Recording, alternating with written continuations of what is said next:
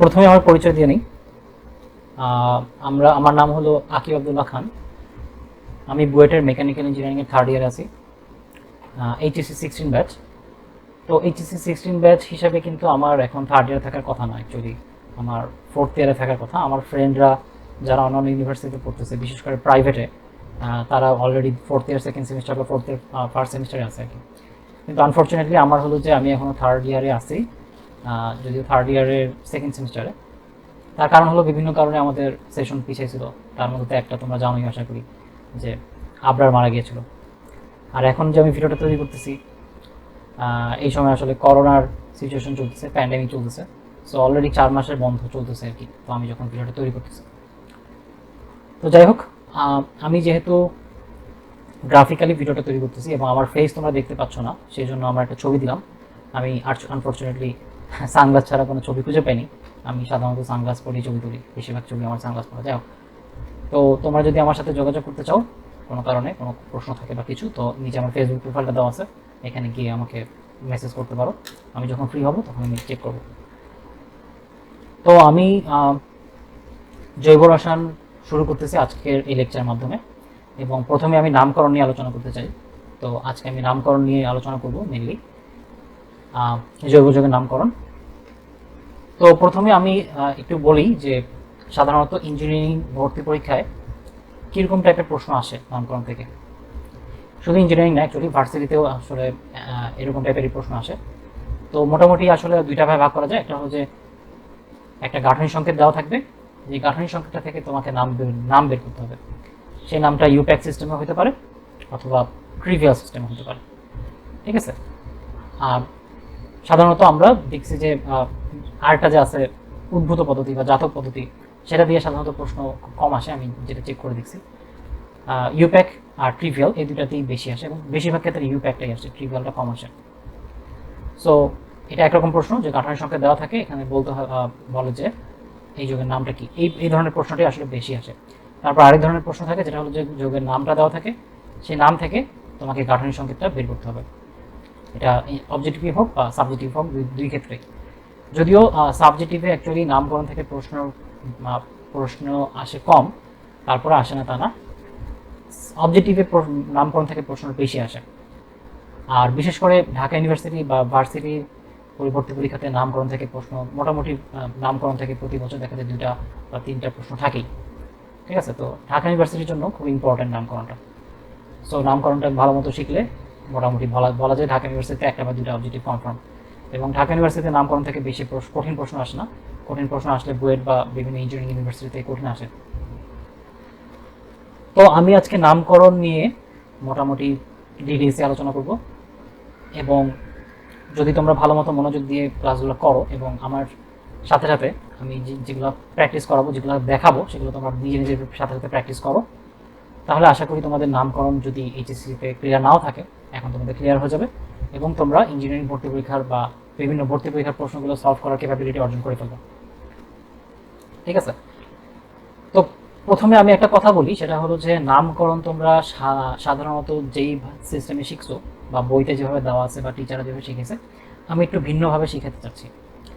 তো আমি যখন কলেজে পড়তাম বা কলেজ থেকে বের হয়ে যখন আমি প্রথম টিউশন শুরু করলাম, তখন আমি নামকরণ শেখানোর আমার মাথায় খালি কাজ করলো যে নামকরণটা এত বড় একটা টপিক বা অনেক ফাস্ট একটা টপিক, অ্যাকচুয়ালি বইয়ের মধ্যে অনেকগুলা পেজই থাকে এটা নিয়ে, এবং দেখা যায় যে প্রতিটা সমগোত্র শ্রেণীর জন্য আলাদা আলাদা স্টেপ, আলাদা আলাদা সিস্টেম দেওয়া থাকে।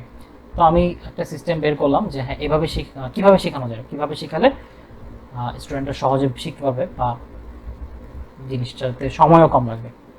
তো আমি একটা সিস্টেম তৈরি করছি নামকরণ শেখানোর, আমি সেটাই তোমাদেরকে এখানে ট্রাই করবো শেখানোর সেই সিস্টেমের মাধ্যমে।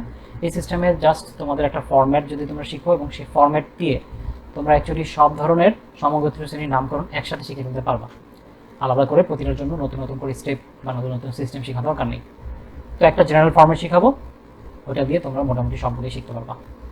আর আরেকটা ব্যাপার হলো যে কিছু আছে যেগুলো এক্সেপশনাল বা ব্যতিক্রম, সেই ব্যতিক্রমগুলো আলাদা করে শেখানো হবে। তো আমার মেইন টার্গেট হলো যে যেই ধরনের প্রশ্নগুলো আসে গাঠনিক সংকেত থেকে নাম বা নাম থেকে গাঠনিক সংকেত, এই প্রশ্নগুলো সলভ করার ক্যাপাবিলিটি তোমাদের তৈরি করে দেওয়া। তো তো আমি একটু নিচে নামি। তো গাঠনিক সংকেত লেখার বিভিন্ন উপায়। আসলে আমি যে গাঠনিক সংকেতের কথা বললাম, নাম থেকে গাঠনিক সংকেত যখন আসবে বা অনেক সময় গাঠনিক সংকেত দেওয়া থাকে সেটা থেকে নাম লিখতে বলে, আমরা খেয়াল করে দেখছি বা খেয়াল করে দেখব যে গাঠনিক সংকেত আসলে সবসময় একইভাবে যে লেখা থাকে তা না। ঠিক আছে, মোটামুটি 3 ভাবে গাঠনিক সংকেতটাকে রিপ্রেজেন্ট করা যায়। সো একটা হলো যে সব পরমাণুকে আলাদা করে দেখিয়ে। সো আমি এখানে একটা এক্সাম্পল দেখাতে পারি যে এইভাবে আসলে গাঠনিক সংকেতটা কিভাবে দেখানো যায়। সো যদি এরকম থাকে, আমি আমি আমি মোটামুটি বলতে পারি যে ধরো প্রোপেন, আমি প্রোপেনটাকে দেখাতে যাচ্ছি। সো প্রোপেনটাকে যদি আমি গাঠনিক সংকেতের মাধ্যমে দেখাই, আমরা তো সবাই জানি প্রোপেন হলো যে 3 কার্বন বিশিষ্ট অ্যালকেন। ঠিক আছে, আমি ধরে নিতেছি তোমরা সবাই জানো এটা। সো প্রোপেনটাকে যদি আমি এই ফার্স্ট সিস্টেমে দেখাতে চাই, যেটা হলো যে সব পরমাণুকে আলাদা করে দেখিয়ে, তাহলে আমি সেটাকে এইভাবে দেখাবো। সেটা হলো যে এরকম একটা কার্বন, 2টা কার্বন, 3টা কার্বন এবং তাদের হাত। আমি সবগুলোর হাত আলাদা করে দেখাইতে হবে এই সিস্টেমে। তারপরে আমি সবগুলোতে হাইড্রোজেন দেখাবো।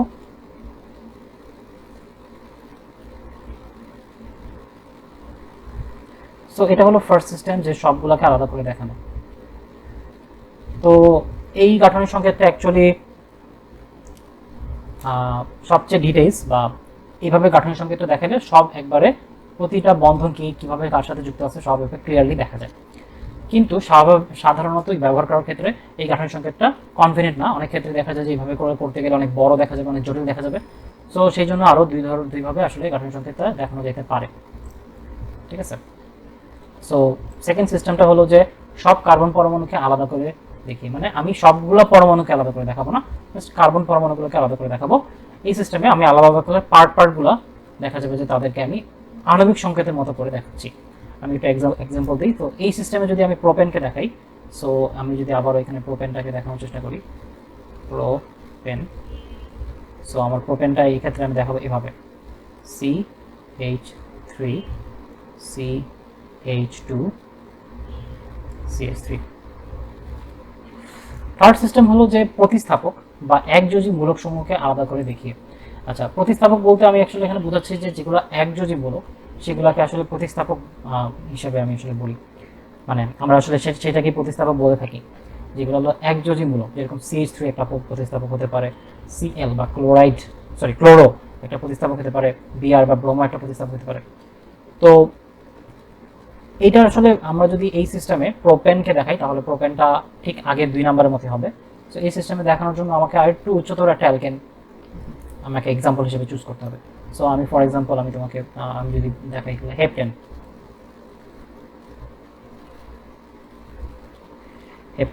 আমার লেখাটা ভালো হয়নি, যাই হোক। সো হেপটেনে আমরা তো জানি যে এখানে কি থাকে। আমরা যদি আণবিক সংকেত দেখি, সি, হেপটেন মানে কি 7টা, তাই তো, C7H16, তাই তো।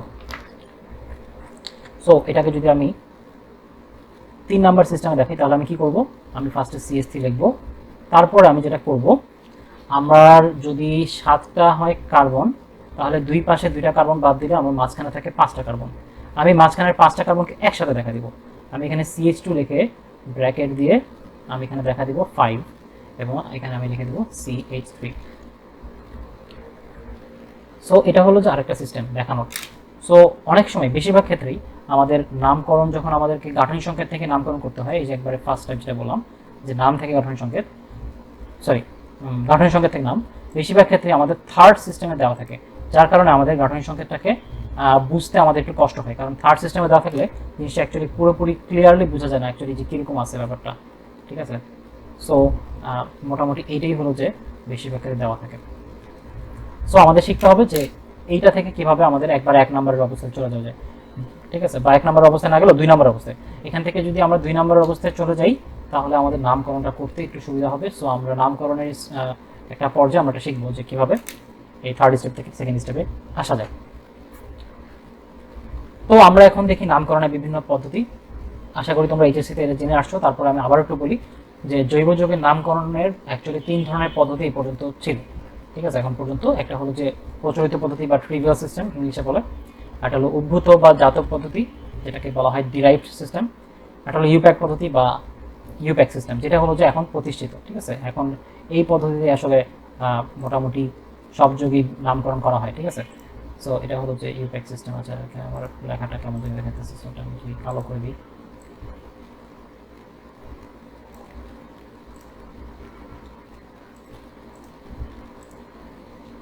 আচ্ছা, যাই হোক, আমি এটাকে, আচ্ছা আমরা তো বুঝছি, এটা আসলে জরুরি কিছু না। সো ইউপ্যাক পদ্ধতি, এটা হলো যে এখনকার প্রতিষ্ঠিত আর কি। সো প্রচলিত পদ্ধতি বা ট্রিভিয়াল সিস্টেম, উদ্ভূত বা জাত পদ্ধতি, একটা ইউপ্যাক পদ্ধতি। আমরা তো জানি প্রচলিত পদ্ধতি মানে হলো যে নামকরণের কোনো নির্দিষ্ট নিয়ম নাই, ঠিক আছে। নামকরণের কোনো নির্দিষ্ট সিস্টেম্যাটিক প্রসিডিউর নাই, কোনো সায়েন্টিফিক নাম অ্যাকচুয়ালি এটাকে বলা যায় না। প্রচলিত পদ্ধতি হলো যে জাস্ট কোনো গঠনের সাথে কোনো সম্পর্ক না রেখেই জৈব যৌগের নামকরণ করা, ঠিক আছে। অনেক ক্ষেত্রে এগুলোকে উৎসের উপর নির্ভর করে নামকরণ করা হতো, যেরকম ইউরিন থেকে ইউরিয়া নামকরণ করা হতো। তারপরে অনেক ক্ষেত্রে দেখা যেত যে আবিষ্কারকের নামানুসারে, অনেক ক্ষেত্রে আবিষ্কারকের পুরো ইচ্ছা অনুসারে তার ইচ্ছা মতো নামকরণ করা হতো, ঠিক আছে। পরবর্তীতে দেখা গেলো যে প্রচলিত পদ্ধতিতে নামকরণ করলে সেটা দেখে আসলে যৌগটা সম্পর্কে ধারণা খুব একটা পাওয়া যায় না। সেই যৌগটার গাঠনিক সংকেত সম্পর্কে ধারণা পাওয়া যায় না, যৌগের অন্যান্য বৈশিষ্ট্য সম্পর্কে ধারণা পাওয়া যায় না, এমনকি মোটামুটি বলতে গেলে মুখস্থ রাখা লাগে। অ্যান্ড জৈব যৌগের সংখ্যা যেহেতু অনেক বেশি, প্রায় 1 থেকে 1.5 কোটির মতো, এত জৈব যৌগের সংখ্যা তো মনে রাখা সম্ভব না, নাম তো মনে রাখা সম্ভব না, যার কারণে ইউপ্যাক পদ্ধতিটা চালু হলো। সো আমরা প্রচলিত পদ্ধতিতে বহুল ব্যবহৃত কিছু যৌগের নাম দেখব, যে আচ্ছা, আসলে প্রচলিত পদ্ধতিতে অনেক নাম আছে, তার মধ্যে এখনো কিছু নাম ব্যবহার করা হয়। যেহেতু প্রচলিত, এখন ওই নামগুলো প্রচলিত আছে। এখন আমরা বেশিরভাগ ক্ষেত্রে ইউপ্যাক বাদ দিয়ে ওই নামগুলো দিয়েই আমরা আসলে ডেকে থাকি, যেরকম ফর এক্সাম্পল অ্যাসিটিক অ্যাসিড বা ফর্মিক অ্যাসিড আমরা যেটা বলি, ঠিক আছে। সো এগুলো হলো যে বহুল ব্যবহৃত। সো এরকম আমি এখানে কয়েকটা দেখাচ্ছি, এখানে আরও কয়েকটা দেখাবো আমি আরেকটা ফাইল থেকে। সো এটা হলো যে জাস্ট যদি দুই পাশে দুইটা, আচ্ছা আমার মনে হয় এটা পরে দেখে, আমি আগে ওইটা দেখাই, তাহলে মনে হচ্ছে সুবিধা হবে। আচ্ছা, এই ফাইলটার মধ্যে বা এখানে আমি মোটামুটি অনেকগুলোই দেখাতে পারবো। সো আমরা প্রথমে যেটা দেখতেছি অ্যাসিটামাইড, ঠিক আছে, অ্যাসিটামাইড। এখানে আমি একটু যদি বুঝাইতে পারলে বোঝানোর চেষ্টা করি, সেটা হলো আমরা এইভাবে সাধারণত অভ্যস্ত না, এভাবে করে আমরা দেখে। সো একটু দাঁড়াও।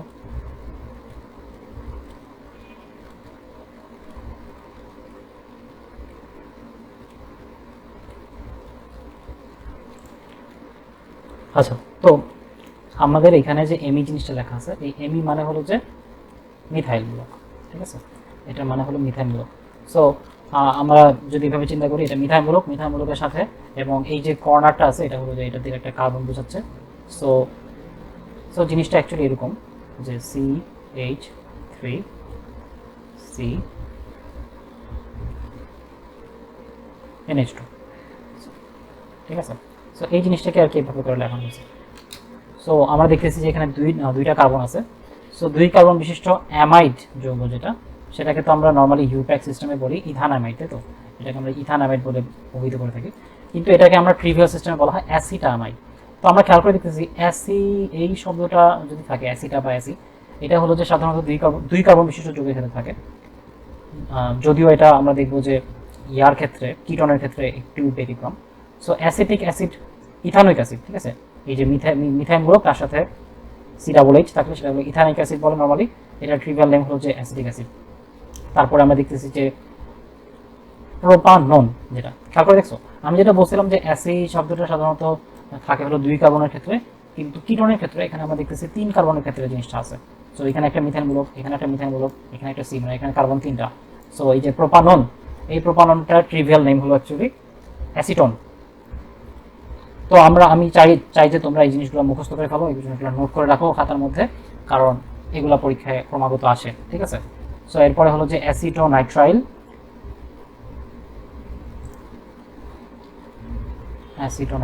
আচ্ছা অ্যাসিটোনাইট্রাইল হলো যে ইথাইন নাইট্রাইল, মানে হলো যে আমার মিথেন, মানে 2 কার্বন বিশিষ্ট যে নাইট্রাইল যৌগ, সেটা হলো যে অ্যাসিটোনাইট্রাইল বলে। তারপরে এটাকে বলা হচ্ছে অ্যাসিটাইল অ্যাসিটন, আছে, পেন্টেন 2,4 ডাইঅন। এটা যদিও এতটা কমনলি ইউজ না, আমরা এটার সাথে খুব কম পরিচিত। ঠিক আছে, এই যৌগটা দেখে তোমরা আসলে বুঝতে পারতেছো না, পেন্টেন 2,4 ডাইঅন। মানে আমি যদি এটাকে একটু দেখানোর চেষ্টা করি,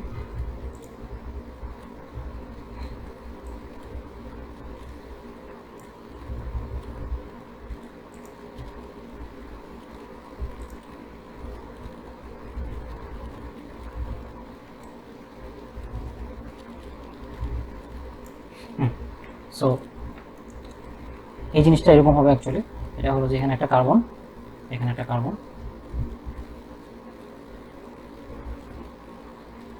সরি একটু ল্যাগ হয়েছে, এখানে একটা কার্বন, এখানে একটা কার্বন, এখানে একটা কার্বন। সো 5টা কার্বন, এবং এই কার্বনের সাথে দুইটা, এই কার্বনের সাথে দ্বিবন্ধনের সাথে একটা অক্সিজেন, এই কার্বনের সাথে দ্বিবন্ধন দিয়ে একটা অক্সিজেন। সো এটাকে 5 কার্বন দেখে এটাকে বলা হচ্ছে পেন্টেন। এবং পেন্টেন 2,4 ডাইঅন আমরা আসলে নামকরণটা যদিও শিখবো কীভাবে করতে হয়। সো আশা করি তোমরা অলরেডি জানো যে কীভাবে করতে হয়, যেহেতু এইচএসসি তোমরা দিয়ে আসছো, সরি এখনও দাও নাই, এইচএসসির প্রিপারেশনটা তুমি নিয়ে ফেলছো অলরেডি। সো পেন্টেন 2,4 ডাইঅন এটাকে বলা হয় অ্যাসিটাইল অ্যাসিটন। তারপরে হলো যে অ্যাসিটাইল ক্লোরাইড, অ্যাসিটিলিন, অ্যালিন। আচ্ছা, এটা একটা স্পেশাল যৌগ, এটাকে বলে অ্যালিন। এটা পরীক্ষায় মাঝে মধ্যে আসে। এখানে এই যৌগটা স্পেশাল কেন? আমরা যদি হাইব্রিডাইজেশন খেয়াল করি, যদি হাইব্রিডাইজেশন আমাদের মনে থাকে, এটা এমন একটা যৌগ যেই যৌগের মধ্যে সবগুলো কার্বনের হাইব্রিডাইজেশন সেম না। ঠিক আছে, সবগুলো যৌগের কার্বনের হাইব্রিডাইজেশন সেম না। ফর এক্সাম্পল আমরা বলতে পারি যে, আমরা যদি একটু দেখাই, একটু জুম করি, এখানে হলো যে আমার প্রথম কার্বনটার ক্ষেত্রে হাইব্রিডাইজেশন হলো, এটা হলো sp2, তারপরে মাঝখানেটা হলো sp, এবং লাস্টেরটা হলো sp2। সো এটা একটা স্পেশাল যৌগ যেটা 3টা কার্বনের হাইব্রিডাইজেশন ডিফারেন্ট।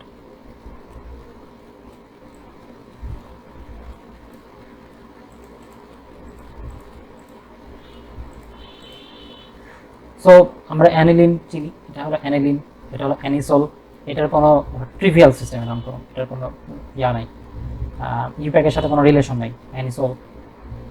আচ্ছা, আর্সিন, এই যৌগটাকে বলা আর্সিন। আচ্ছা, এরপরেরগুলো হলো যে অ্যাকচুয়ালি বাইকার্বনেট। এগুলো অ্যাকচুয়ালি অ্যালিফ্যাটিক, মানে জৈব যৌগ না বা অর্গানিক কেমিস্ট্রি না।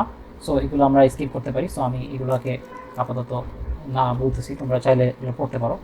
আমি আবার আলোচনা করি কার্বন টেট্রাক্লোরাইড। এটা একটা ট্রিভিয়াল সিস্টেমের নামকরণ, কারণ এটাকে যদি আমরা ইউপ্যাকে করতাম তাহলে এটা নাম হতো টেট্রাক্লোরোমিথেইন, কিন্তু আমরা এটাকে কার্বন টেট্রাক্লোরাইডই বলে অভ্যস্ত, এখন পর্যন্ত এটাই আমরা বলি। ঠিক আছে, কার্বনেট, এটাকে কিন্তু আমরা যদি ইউপ্যাক সিস্টেমের নাম করতাম তাহলে ট্রাই অক্সো কার্বনেট হইতো না।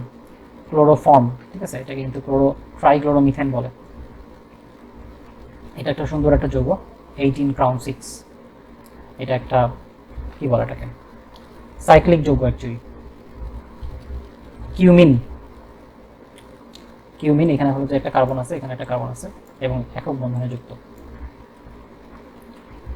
ডাইমিথাইল অ্যাসিটিলিন, ইথাইলিন বা ইথিলিন,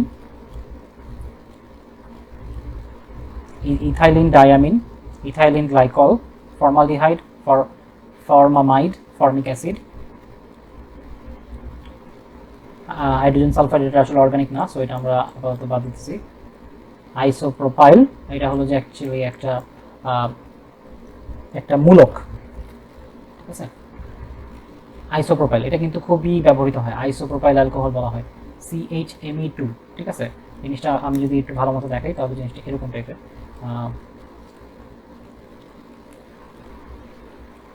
এখানে একটা CH3 থাকবে, এখানে একটা CH3 থাকবে, এবং এখানে একটা হাইড্রোজেন থাকবে। এই মূলকটাকে বলা হয় অ্যাকচুয়ালি আইসোপ্রোপাইল মূলক। ঠিক আছে, তারপরে মেসিটাইলিন, এই যে এই যৌগটাকে বলা হয়, একটা বেঞ্জিনের তিন কোণায় 3টা মিথাইল মূলক যদি থাকে তাহলে সেটা হলো যে মেসিটাইলিন। মিথাইলিন ক্লোরাইড, নাইট্রেট, এগুলো হলো ইনঅর্গানিক। সো এগুলোকে আমরা আপাতত চিন্তার বাইরে রাখি। সো এটাও বাদ। ফসজিন, ফসজিন খুবই পরীক্ষায় অনেক আসে এটা। ঠিক আছে, এটা ইম্পর্টেন্ট। এই যৌগটাকে বলে ফসজিন, কিন্তু অ্যাকচুয়ালি এটার ইউপ্যাক নাম হলো কার্বনিল ডাইক্লোরাইড। ফসফেট, ফসফিন, এগুলা inorganic, phosphide inorganic. Phthalic acid খুব ইম্পর্টেন্ট, পরীক্ষা অনেক আসে। বেনজিন 1,2 ডাইকার্বক্সিলিক অ্যাসিড, এটাকে থ্যালিক অ্যাসিড বলা হয়। পিক্রিক অ্যাসিড খুবই সুন্দর একটা যৌগ, আমার কাছে এটার স্ট্রাকচারটা খুব সুন্দর লাগে। এটা হলো যে বেনজিনের বলের মধ্যে 3 কোণায় 3টা NO2 মূলক এবং উপর দিয়ে একটা OH মূলক, ঠিক আছে। এটার অ্যাকচুয়াল ইউপ্যাক নাম হলো যে 2,4,6 ট্রাইনাইট্রোফেনল, কিন্তু এটার ট্রিভিয়াল সিস্টেমের নাম হলো পিক্রিক অ্যাসিড। এগুলো ইনঅর্গানিক, সো এগুলোর কোনোটাই আমাদের দরকার নেই আপাতত, যেহেতু আমি অর্গানিক নিয়ে আলোচনা করতেছি। এটা হলো মিথাইল বেনজিন, ওয়াটার গ্লাস। এটা যদিও ইনঅর্গানিক, কিন্তু এটা পরীক্ষায় অনেক আসে, এটা খুব কমন পরীক্ষা আসে। ওয়াটার গ্লাস, সোডিয়াম সিলিকেট, এটাকে ওয়াটার গ্লাস বলে। মেটাজাইলিন, অর্থোজাইলিন, প্যারাজাইলিন, এগুলো পরীক্ষা অনেক আসে। Dimethyl benzene, 1,2,1,3 dimethyl benzene, 1,2 dimethyl benzene, 1,4 dimethyl benzene. আমি এখানে একটা কথা বলে নিই, এটা তোমরা জানো কিনা অলরেডি। সেটা হলো যে কোনো একটা বেনজিনের যদি দুইটা কার্বনের সাথে দুইটা প্রতিস্থাপক থাকে বা দুইটা মূলক থাকে, তাহলে যদি মূলকটা এরকম থাকে যে একটা পরপর একটা গ্যাপ দিয়ে আরেকটা এরকম অবস্থানে থাকে, তাহলে এই অবস্থানটাকে আমরা বলি মেটা অবস্থান।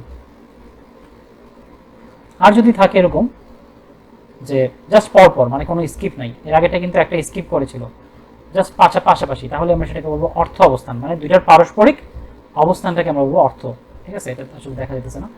আর তো দুইটা রিলেটিভ যে পজিশন একটা একটা সাপেক্ষে এদের অবস্থানকে বলা হবে অর্থ অবস্থান। তারপর এটা হলো প্যারাজাইলিন, যদি এরকম থাকে জাস্ট অপোজিট সাইডে যদি দুইটা মূলক থাকে, ঠিক আছে, তাহলে আমরা সেই তাদের রিলেটিভ অবস্থানটাকে বলবো প্যারা অবস্থান। এবং এই অবস্থানটাকে আমরা ওই নাম্বার দিয়ে প্রকাশ না করে জাস্ট প্যারা দিয়ে আমরা প্রকাশ করতে পারবো, অর্থ দিয়ে প্রকাশ করতে পারবো, মেটা দিয়ে প্রকাশ করতে পারবো। সো এই হলো ব্যাপার। তার মানে আমরা অর্থ বলবো কি জাস্ট কোনো স্কিপ নাই, পাশাপাশি যদি থাকে।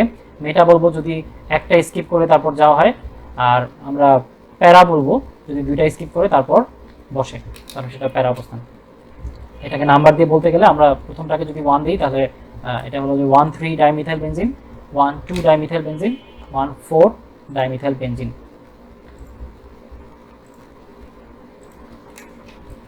আমি যদি নাম্বার দিই, তাহলে আমি এখান থেকে নাম্বার শুরু করব 1, তারপর 2, 3, 4, 5, 6, 1, 2, 3, 4, 5, 6, 1, 2। এখানে আমি যে কোনো একদিক থেকে গেলেই হবে 4, 5, 6। এই আমি উপরের দুইটার ক্ষেত্রে আমি ডান দিক দিয়ে, বা এটাকে আমি বলবো কি ক্লকওয়াইজ আমি রোটেশন করছি। সো ক্লকওয়াইজ গেছি, কারণ হলো যে আমার যখন আমি 1 দিছি তারপরে ক্লকওয়াইজে আমার মূলকটা আমি কাছাকাছি ছিল, সেহেতু আমি ক্লকওয়াইজ দিছি। কিন্তু যদি আমি করি এটার ক্ষেত্রে, যে এই ক্ষেত্রে আমি ক্লকওয়াইজ গেলেও যেদিকে আমি পাবো, অ্যান্টি ক্লকওয়াইজ গেলেও আমি মোটামুটি একই কাছাকাছি পাবো, ঠিক আছে। ক্লকওয়াইজ গেলে আমি যত দূরত্ব পাইতেছি, অ্যান্টি ক্লকওয়াইজ গেলেও তত দূরত্বে পেয়েছি। এটা ক্লকওয়াইজ হলো দুইটা ডিস্টেন্সে দুইটা গ্যাপ দিয়ে, অ্যান্টি ক্লকওয়াইজ দুইটা গ্যাপ দিয়ে। সো আমি যে কোনো একদিকে আমি নাম্বারিং করলেও চলবে প্যারার ক্ষেত্রে। কিন্তু আমাদের অর্থ আর মেটার ক্ষেত্রে আমাকে এরকমভাবে নাম্বারিং করতে হবে। এবং এই ক্ষেত্রে আমরা দেখতেছি যে মেটার ক্ষেত্রে সবসময় 1,3 হবে, অর্থের ক্ষেত্রে 1,3 হবে, প্যারার ক্ষেত্রে 1,4 হবে। সো আমরা জাস্ট বলতে পারি যে আমাদের 1,3 করেসপন্ডিং এটার জায়গায় আমরা আসলে বলতে পারতেছি মেটা, আর আমাদের 1,2 করেসপন্ডিং এটার জায়গায় আমরা বলতে পারতেছি অর্থ, আমরা 1,4 এটার করেসপন্ডিং আমরা এটার জায়গায় বলতে পারতেছি প্যারা। সো এই অবস্থা। তো আমার মনে হয় ট্রিভিয়াল পদ্ধতিতে আমার আর কিছু বলার প্রয়োজন নেই। আমার যদি এতটুকু যা আমি বললাম এগুলো যদি তোমরা নোট করে ভালো মতো এগুলো মুখস্থ করে ফেলো, ভালো মতো এগুলো আয়ত্ত করে ফেলো, তাহলেই হবে। আচ্ছা, আরেকটা পয়েন্টটা আমি আমার যে আগের ফাইলটা থেকে দেখাতে চাচ্ছিলাম, সো আমি ওইটা একটু দেখাবো। ওই চারটা এবং এখানে যা আমি শিখালাম সেগুলো যদি আয়ত্ত করো, আশা করি মোটামুটি কমন করার চান্স আছে।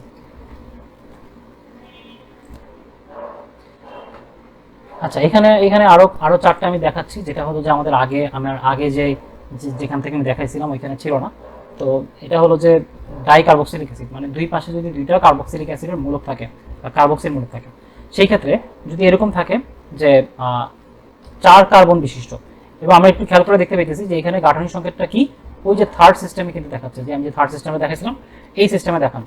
সো এখানে আমার গাঠনিক সংকেতটা আমি দেখে বুঝতে পারতেছি যে এটা হলো যে 4 কার্বন, কি বলে এটাকে, 4 কার্বন বিশিষ্ট একটা যৌগ, ঠিক আছে।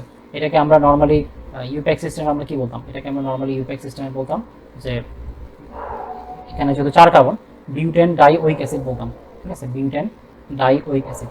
কিন্তু ট্রিভিয়াল সিস্টেম এটাকে সাকসিনিক অ্যাসিড বলা হয়, ঠিক আছে, সাকসিনিক অ্যাসিড, এটা আমরা একটু মনে রাখবো। তারপরে আমরা দেখতেছি যে যদি 4 থাকে, 2 এর জায়গায় 4 থাকে, তাহলে এটা অ্যাডিপিক অ্যাসিড, 5 থাকলে পাইমেলিক অ্যাসিড, 7 থাকলে অ্যাজেলাইক অ্যাসিড, এবং আমরা তো এটা মনে হয় মোটামুটি ছোটবেলা থেকে দেখে আসছি, ঠিক আছে, হুক্কু বলে অনেক সময় এটাকে, হুক্কু, এখানে হুক্কু। সো এটাকে ট্রিভিয়াল সিস্টেমে অক্সালিক অ্যাসিড বলা হয়। তো এটা আমরা মোটামুটি পরিচিত। সো এর মধ্যে আমাদের অ্যাডিপিক অ্যাসিডটাও আমাদের পরীক্ষা অনেক বেশি আসে, ঠিক আছে, এটাও মনে হয় আমরা অনেক পরিচিত। অ্যাডিপিক অ্যাসিড আমাদের এই কলেজ লাইফে মনে হয় পড়া হয়েছে অনেক। সো আমরা এই ট্রিভিয়াল সিস্টেমের নামকরণগুলো যদি আমরা পড়ে রাখি, আমার মোটামুটি চান্স আছে যে আমাদের কমন পাবো। তো এখন আমি চলে আসি ইউপ্যাক পদ্ধতিতে নামকরণ। তো ইউপ্যাক শব্দটার ফুল ফর্ম হলো যে international union of pure and applied chemistry, ঠিক আছে। তো এটা হলো যে মোটামুটি আমাদের যখন দেখা যেতেছে যে নামকরণের অসংলগ্নতা দেখা যাচ্ছে, যে এক একজন একইভাবে নামকরণ করতেছে এবং নামকরণের নির্দিষ্ট কোনো নিয়ম নাই, নাম থেকে যৌগের স্ট্রাকচার সম্পর্কে ধারণা পাওয়া যেতেছে না, তখন ইউপ্যাক মানে ইন্টারন্যাশনালি বিভিন্ন কেমিস্টরা মিলে একটা সংগঠন তৈরি করলেন, যেটা হলো যে international union of pure and applied chemistry. And তারা হলো যে এখন সব নমেনক্লেচারের দায়িত্ব হলো তাদের, ঠিক আছে, কেমিস্ট্রির যত নতুন নতুন যৌগ আবিষ্কৃত হবে তাদের সব নামকরণের দায়িত্ব তাদের। এবং এই ইউপ্যাক পদ্ধতি তারা হলো যে একবারে ওয়ার্ল্ড ওয়াইড একটা পদ্ধতি চালু করে দিছে, যেই পদ্ধতিটাও আসলে ক্রমাগত চেঞ্জ হয়, ঠিক আছে। আমরা এখন যেটা পড়তেছি হয়তো এটা আমরা সামনে নাও পড়তে পারি, সামনে হয়তো এটা চেঞ্জও হতে পারে, বা হয়তো এখনই আমরা উইকিপিডিয়া দেখলে হয়তো আমরা দেখতে পাবো যে আসলে ডিফারেন্ট জিনিসটা। সো এখন আমি বলি যে আমি আসলে কোন সিস্টেমে নামকরণ পড়াবো। আমি নামকরণ করানোর জন্য আমি পুরো নামকরণের যাবতীয় সব ধরনের যৌগের নামকে একটা সাধারণ সংকেত বা একটা জেনারেল একটা সংকেতের মধ্যে আমি প্রকাশ করতেছি, বা একটা ফরম্যাট বলতে পারি এটাকে। এবং এই ফরম্যাটটা যদি আমরা মুখস্থ করে ফেলি, বা মুখস্থ আসলে করা লাগবে না, আমরা জাস্ট কয়েকবার যদি এই ফরম্যাটে বসাই তাহলে আমাদের জিনিসটা বোঝা যাবে, মনে থাকবে। সো ফরম্যাটটা হলো এরকম, আমরা এখন দেখতে পাচ্ছি যে এখানে আমাদের কয়েকটা সিম্বল আছে, এই সিম্বলের জায়গায় আমরা বিভিন্ন জিনিস বসায় দেবো, তাহলে আমাদের নামকরণ করা হয়ে যাবে। আমি আবারও বলি, এখানে বিভিন্ন সিম্বল দেখতে পাচ্ছি আমরা, এই সিম্বলের জায়গায় যদি আমি বিভিন্ন জিনিস বসাই দিই তাহলে আমার নাম করা হয়ে যাবে, ঠিক আছে, নামটা লেখা হয়ে যাবে। সো এখানে প্রথমে আমার লেখা আছে যে x1, x2, x3, তারপর হাইফেন a1, b1, এদের মাঝখানে কিন্তু কোনো স্পেস থাকবে না, ঠিক আছে, আমাদের কিন্তু এখানে স্পেসের ব্যাপারটাও মাথায় রাখতে হবে।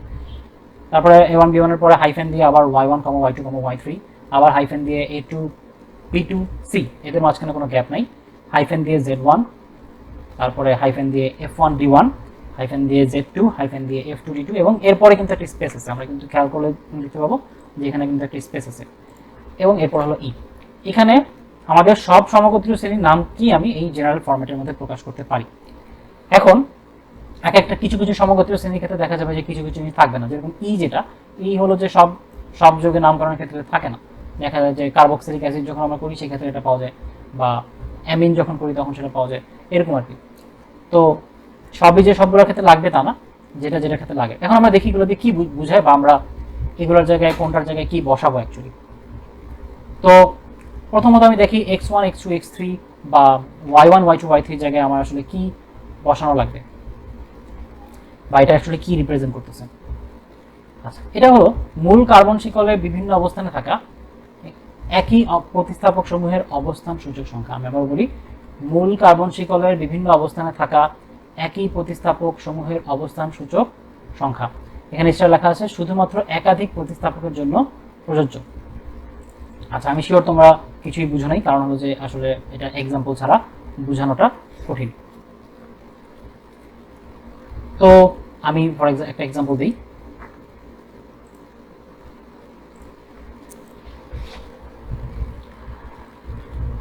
প্রথমে এখানে আমার মূল কার্বন শিকলটা দেখাই। তো এরকম একটা কার্বন শিকল আছে, আমি ধরলাম, এবং এর মধ্যে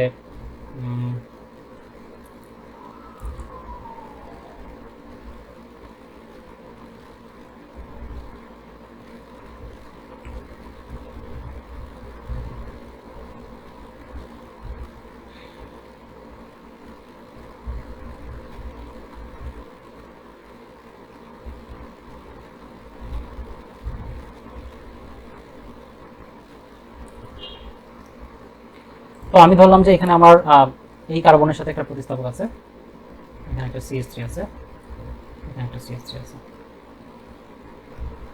এবং এখানে আমার একটা ক্লোরিন আছে, এখানে একটা ক্লোরিন আছে। তো আমার এখানে একাধিক প্রতিস্থাপক আছে না? আচ্ছা, আমি আবারও বলি যে আমার মূল কার্বন শিকল বাদে যদি কার্বনের সাথে সিঙ্গেল হ্যান্ডেডলি বা এক যোজি কোনো কিছু যুক্ত থাকে সেগুলোকে আমরা প্রতিস্থাপক বলতে পারি, ঠিক আছে? সো আমার এখানে CH3 একটা প্রতিস্থাপক, আমার এখানে Cl একটা প্রতিস্থাপক, Cl একটা প্রতিস্থাপক, এখানে CH3 একটা প্রতিস্থাপক। এখন এগুলো আসলে আমার শিকলের কোন অবস্থানে আছে এটা তো আমাকে বুঝাতে হবে, তাই না? এটাকে বোঝানোর জন্য আমার এই শিকলের উপর নাম্বার দেওয়া হয়। আমি কিভাবে নাম্বার দেওয়া হয় সেটা আমি পরেই বলবো। আপাতত আমি এখানে জাস্ট দেখাই যে আমার এখানে নাম্বার দেওয়া হয়, এখানে 1 2 3 4 5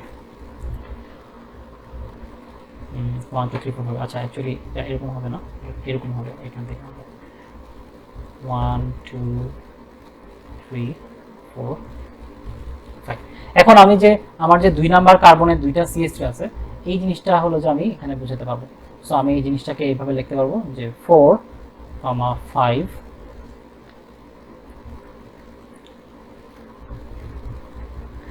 ডাই ক্লোরো, যেহেতু 2টা ক্লোরিন আছে, আবার একটা হাইফেন দিয়ে আমার যেহেতু এখানে জায়গা হইতেছে না, আমি নিচে দেখাতে পারি, আমি নিচে দেখাই অ্যাকচুয়ালি, তাহলে আমার জায়গা হবে 4 5 ডাই ক্লোরো, তারপর হাইফেন দিয়ে আমার এখানে 2 নাম্বার অবস্থানে আছে সেটা আমি এখানে 2টা 2বার লিখবো, 2 2 ডাইমিথাইল।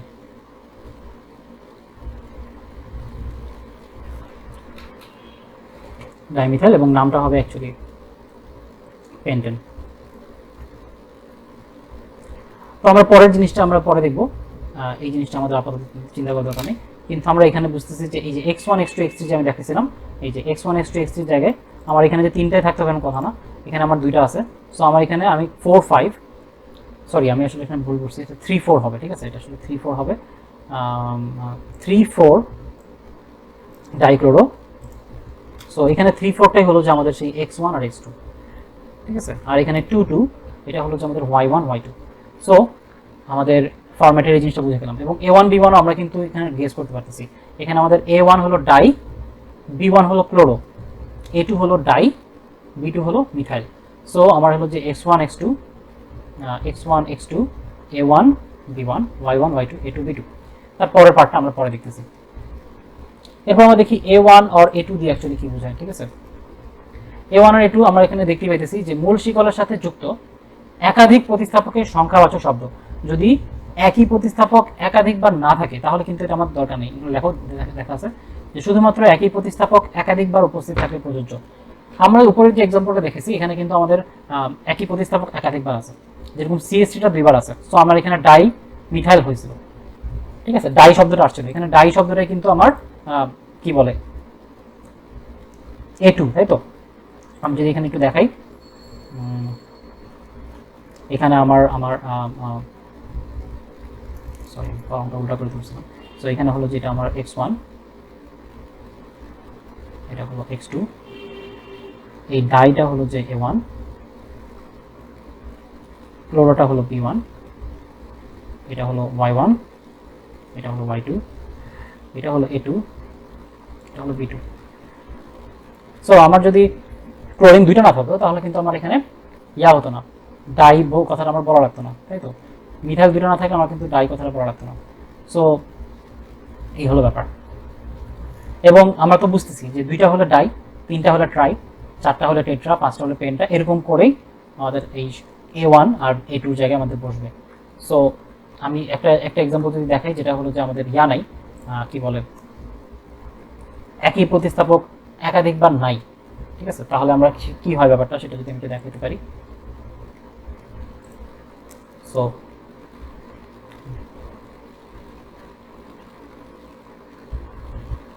আমি একটু সিম্পল একটা দেখাই, জাস্ট আমার ক্লোরিন আছে, এইচ আছে, এইচ আছে, এইচ আছে,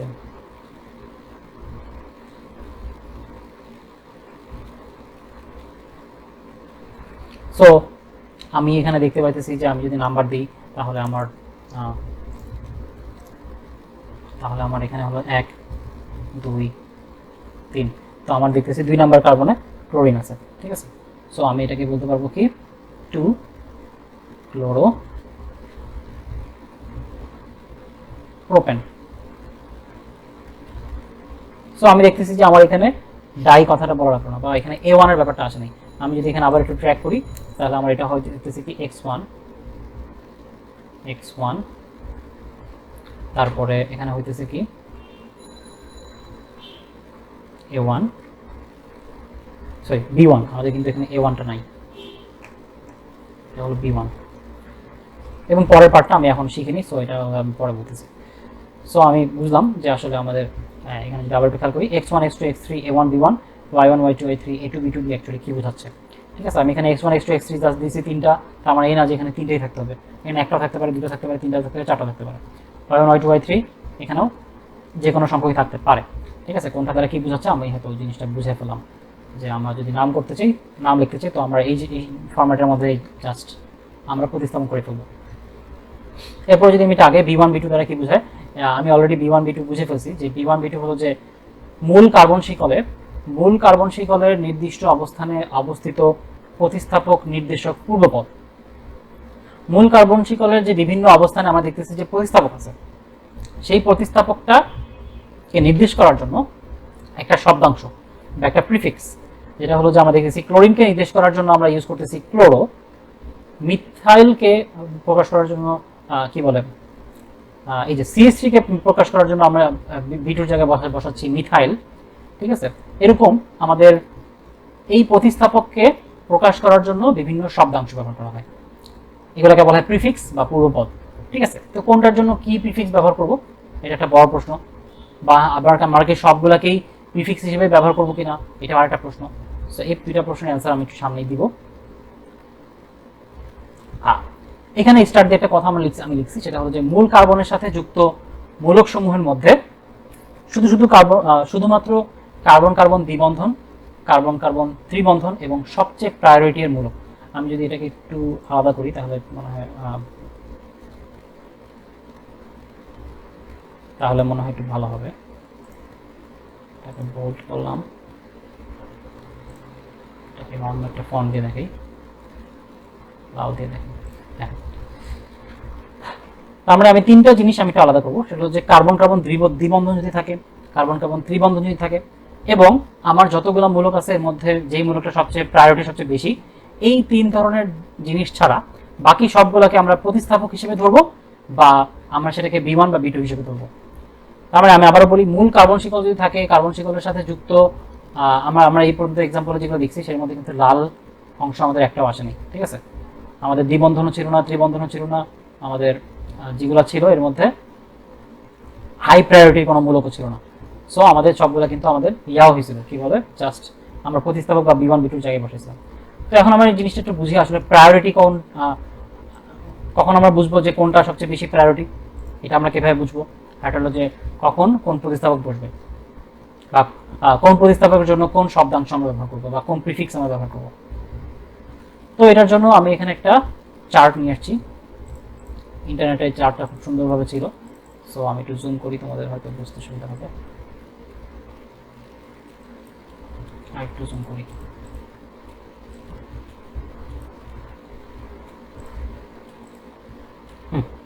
তো এখানে হলো যে উপর থেকে নিচে প্রায়োরিটি বৃদ্ধি পাচ্ছে, প্রায়োরিটি হ্রাস পাচ্ছে। একবার উপরেটা হলো সবচেয়ে হাইয়েস্ট প্রায়োরিটি, যত আমি নিচে যাবো আমার প্রায়োরিটি ততই কমতে থাকবে। তো প্রথমে আমি দেখতেছি কার্বক্সিলিক অ্যাসিড গ্রুপ, এবং যদি কার্বক্সিলিক অ্যাসিড গ্রুপটা থাকে এবং সেটা যদি আমাদের সেটা হচ্ছে হাই প্রায়োরিটি কিছু থাকে, সাধারণত সেটা হচ্ছে হাই প্রায়োরিটিতে কিছু নাই। সো সেটার আসলে খুব কম ক্ষেত্রে আসলে এটার প্রিফিক্স হিসেবে ব্যবহারই হয় না, ঠিক আছে, বলতে গেলে। সো এটা সাফিক্স হিসেবে ব্যবহার করা হয়, এবং সাফিক্স হিসেবে যখন ব্যবহার করা হবে তখন আমাদের এখানে ওইক অ্যাসিড শব্দাংশটা ব্যবহৃত হবে, এবং কিছু কিছু ক্ষেত্রে কার্বক্সিলিক অ্যাসিডও বলা হয়, যেরকম আমরা বলছিলাম যে ডাই কার্বক্সিলিক অ্যাসিড অনেক সময় ব্যবহার করা হয়। তো এটা বেশিরভাগ ক্ষেত্রে সাফিক্স হিসেবে ব্যবহার করা হয়, এবং সেই ক্ষেত্রে ওইক অ্যাসিড শব্দাংশটা বসে, ঠিক আছে। তারপরে আমি এখানে একটা এক্সাম্পল দেওয়া হয়েছে ইথানোইক অ্যাসিড, ঠিক আছে। ইথান এর সাথে ওইক অ্যাসিড, ইথানোইক অ্যাসিড। তারপর হলো এস্টার, এস্টারে হলো যে আমাদের প্রিফিক্স হিসেবে বসলে আমাদের এখানে এটাকে বসে, এখানে আমরা বি, আমি এখানে একটু লিখে দিই তাহলে আমাদের জিনিসটা একটু ক্লিয়ার হবে। সেটা হলো আমি কিন্তু এখানে প্রিফিক্স বলতে বোঝাচ্ছি B1 B2, তাই তো?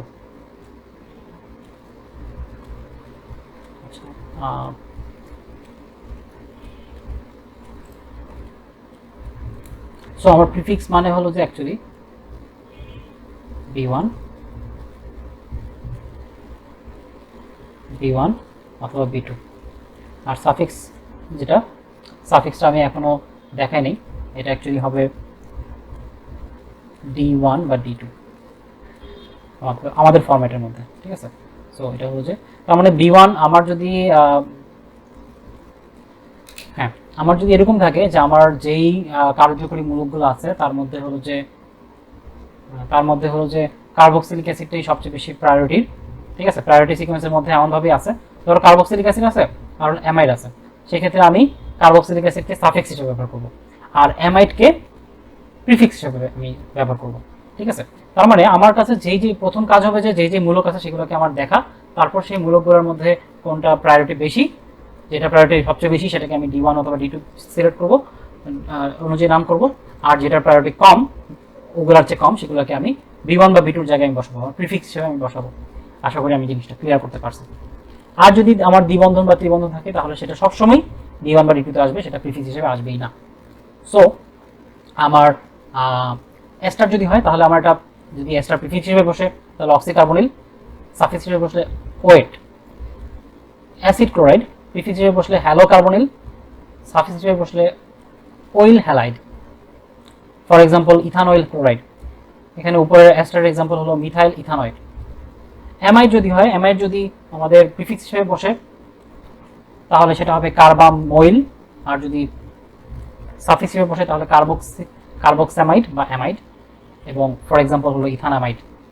নাইট্রাইল, নাইট্রাইল যদি প্রিফিক্স হিসেবে বসে তাহলে সায়ানো, আর যদি সাফিক্স হিসেবে বসে তাহলে নাইট্রাইল, এবং একটা এক্সাম্পল হিসেবে দেওয়া হয়েছে এখানে সাফিক্স হিসেবে ইথানোনাইট্রাইল।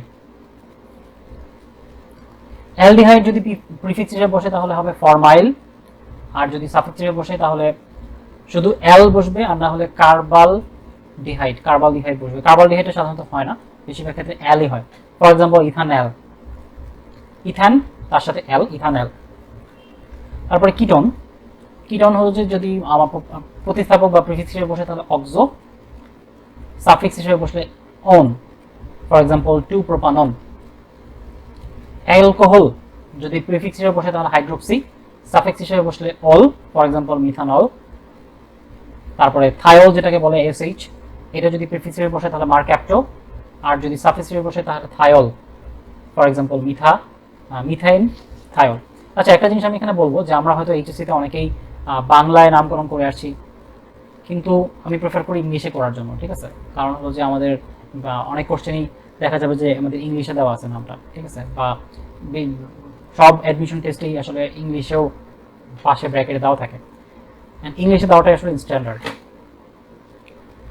তারপর তোমাদের সুবিধা হলে বাংলাও দিতে পারো, যেন মার্ক কাটবে না।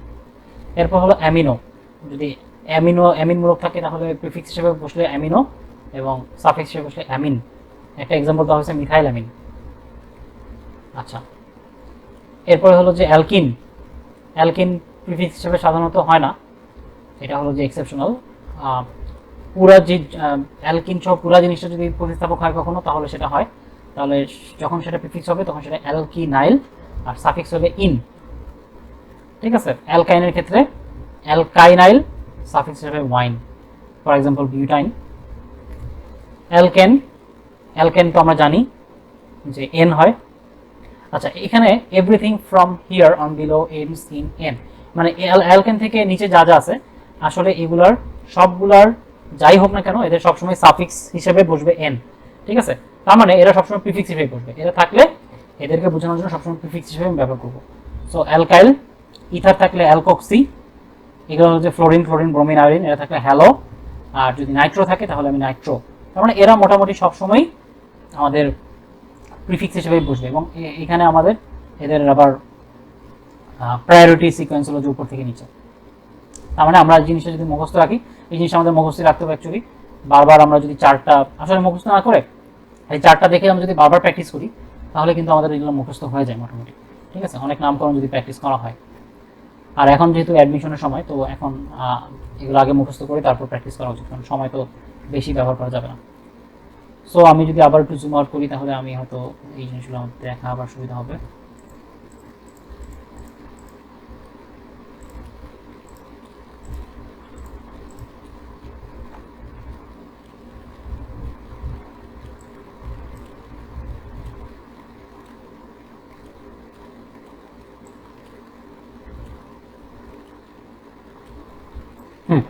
তো এখন কথা হলো সি এর জায়গায় কি বসবে। আমি আবার একটু ওই জায়গায় যাই, তাহলে আমাদের এটা বুঝতে একটু সুবিধা হবে।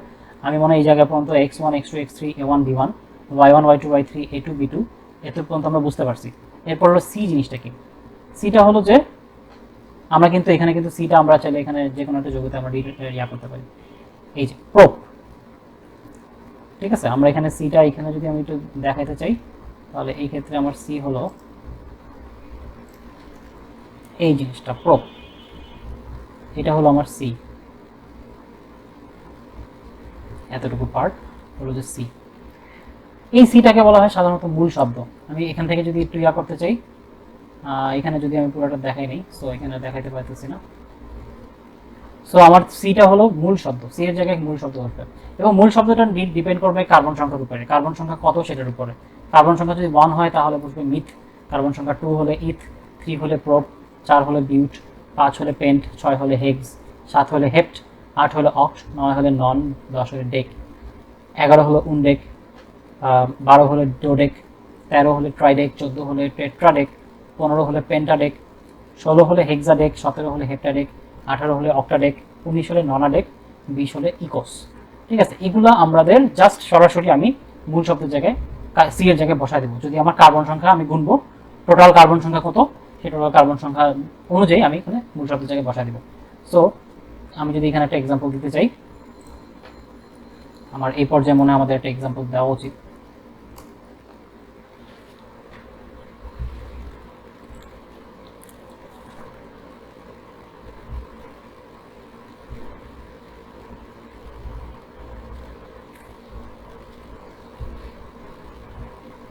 আচ্ছা, D1 D2 ব্যাপারটা একটু বলে ফেলি। D1 D2 হলো যে আমরা এটা অলরেডি দেখা ফেলছি যে পরপদ যেটা, ঠিক আছে, ওই যে আমি ছকের মধ্যে দেখাইছিলাম, এই যে ছকের মধ্যে D1 D2 পরপদ। সো আমার এই পরপদটা হলো যে কার্যকরীমূলক, যেটা হলো মোস্ট প্রায়োরিটি সিকোয়েন্সে যেটা সবচেয়ে বেশি, সেইটা নির্দেশক পরপদ।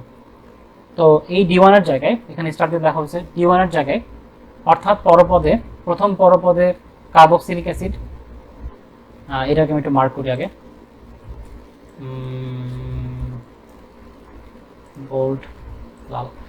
এই চারটা জিনিস কার্বক্সিলিক অ্যাসিড, পাঁচটা জিনিস carboxylic acid, aldehyde, ketone, alcohol বা অ্যামিন।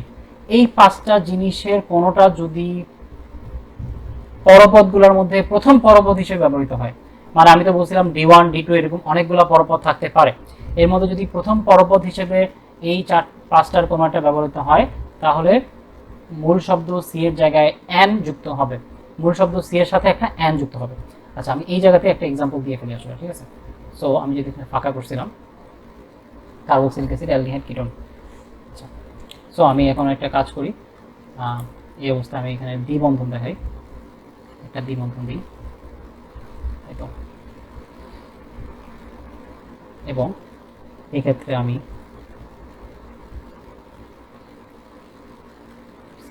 দিলাম, NO2 দিলাম, ক্লোরো দিলাম, আর কি দাও যেতে পারে, এখানে আমি একটা C2H5 দিলাম।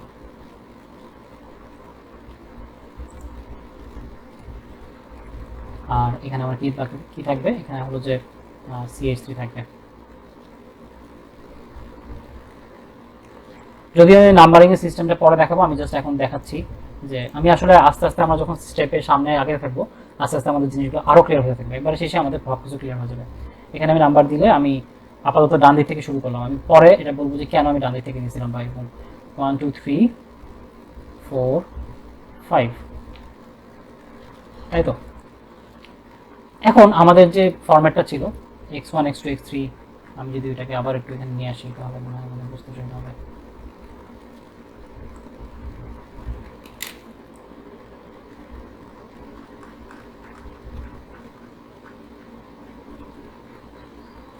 তাই তো?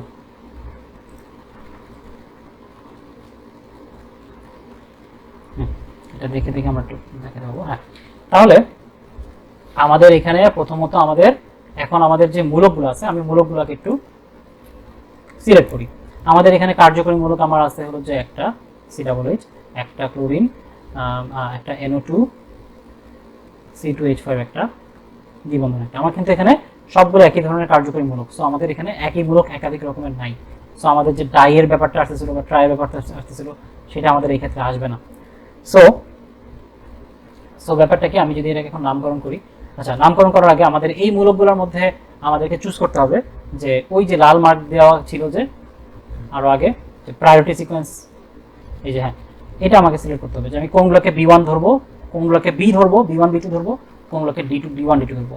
সো আমি বলছিলাম যে যদি দ্বিবন্ধন থাকে তাদেরকে D1 D2 ধরবো, আর হলো যে যেগুলোকে আমরা প্রায়োরিটি সিকোয়েন্সে রাখবো তাদেরকে আমি D1 D2 ধরবো। তাহলে আমি দেখতেছি যে আমার এখানে দ্বিবন্ধন আর কার্বক্সিলিক অ্যাসিড এই দুইটা হলো যে আমার D1 D2 হইতে পারে। এখন আমি কোনটাকে D1 ধরবো, কোনটাকে আমি আগে লিখবো, কোনটাকে আমি পরে লিখবো, তাই তো? কোনটাকে আগে লিখবো, কোনটাকে পরে লিখবো। তো এখানে যেহেতু আমার এটা হলো যে, আচ্ছা, এই ক্ষেত্রে ব্যাপার হলো যে এখানে আমার যদি এরকম থাকে যে D1 D2 দুইটা হয়ে যেতেছে, সেই ক্ষেত্রে আমার যেটা বেশি সক্রিয়, মানে যেটা আমার প্রায়োরিটিতে বেশি, সেটাকে পরে রাখবো। তো আমার কার্বক্সিলিক অ্যাসিড আমি যদি চার্ট থেকে দেখি, দেখবো যে আমার চার্ট থেকে কার্বক্সিলিক অ্যাসিডের প্রায়োরিটি সবচেয়ে বেশি। সো এটাকে আমি রাখবো পরে। তো এটা হবে D2, তো এটা হবে D2, আর এটা হবে D1, তাই তো? আর আমার যে ইয়াগুলো ছিল, এই লাল বাকি যেগুলো আছে সেগুলোকে আমরা প্রতিস্থাপক হিসেবে দেবো, তাই তো? সো এগুলো হলো আমার প্রতিস্থাপক, বা এগুলো হলো আমার B1 B2 B3। এখন কোনটা B1 কোনটা B2 কোনটা B3 হবে এটা কিভাবে বুঝবো? এর জন্য আমার আবারও এদের সক্রিয়তা সিরিজে যেতে হবে। সরি, ভুল বলছি, এখানে সক্রিয়তা সিরিজ আসলে কাজ করবে না। যখন আমি এদেরকে প্রতিস্থাপক হিসেবে চিন্তা করব তখন এদের প্রায়োরিটি সিকোয়েন্স আমরা চিন্তা করব না, তখন এদেরকে আমি অ্যালফাবেটিক্যালি চিন্তা করব। খেয়াল করে দেখি, আমার এখানে Cl কে আমি বলতে পারি হলো যে, Cl কে আমি বলি হলো ক্লোরো, নাইট্রোকে আমি বলি নাইট্রো, আর C2H5 কে আমি বলি ইথাইল। সো অ্যালফাবেটিক্যাল অর্ডারটা যদি আমি একটু দেখি, আমি দেখতে পারবো যে ক্লোরো শুরু হয়েছে C দিয়ে, নাইট্রো শুরু হয়েছে N দিয়ে, ইথাইল শুরু হয়েছে E দিয়ে। সো অ্যালফাবেটিক্যালি অর্ডারে কিন্তু আমার ক্লোরোটা সবার আগে বসবে। সো আমার ক্লোরোটা হবে কি? ক্লোরোটা হবে আমার B1, নাইট্রোটা হবে, ইথাইলটা হবে, কারণ ই হলো যে সি এর পরে আসে, A B C D E, তাহলে এটা হবে B2, এবং নাইট্রোটা হবে B3। সো আমি যদি আবার এই জায়গায় দেখাই একটু নীল কালার, সো এটা হবে আমার B1, এটা হবে আমার B2, এটা হবে আমার B3, সরি ভুল করছি, এটা হবে B2, এটা হবে B3।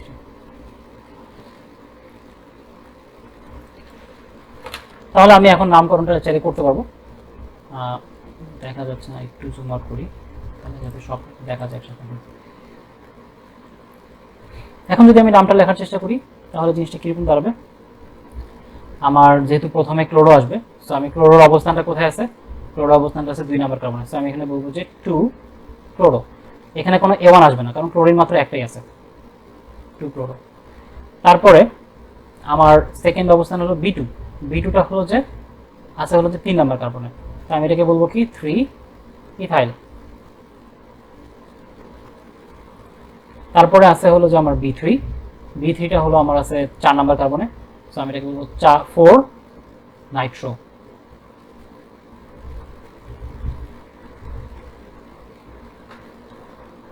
তাহলে আমার A1 A2 মানে A1 B1 A2 B2 কাহিনী শেষ। এরপর সি এর জায়গায় বসবে আমার টোটাল কার্বন, আমি যদি গুনি আমি দেখবো যে 1 2 3 4 5টা কার্বন আছে। সো আমার সি এর জায়গায় বসবে পেন্ট। এখন আমি যদি খেয়াল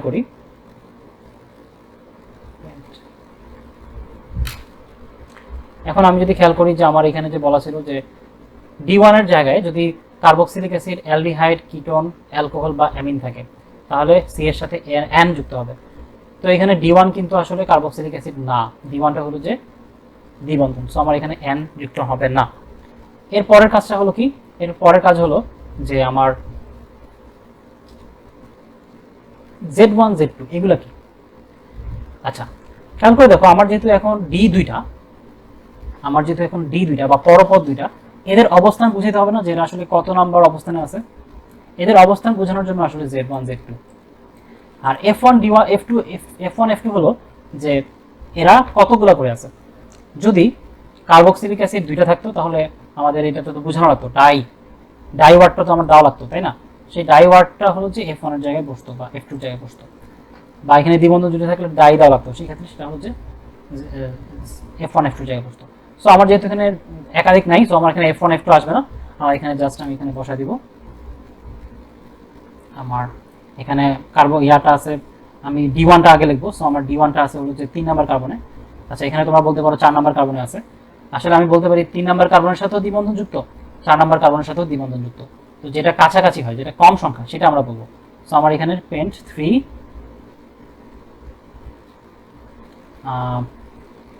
আমার এটা দিতেছে 3 ইন। আচ্ছা আমার লেখা উঠতেছে না কেন।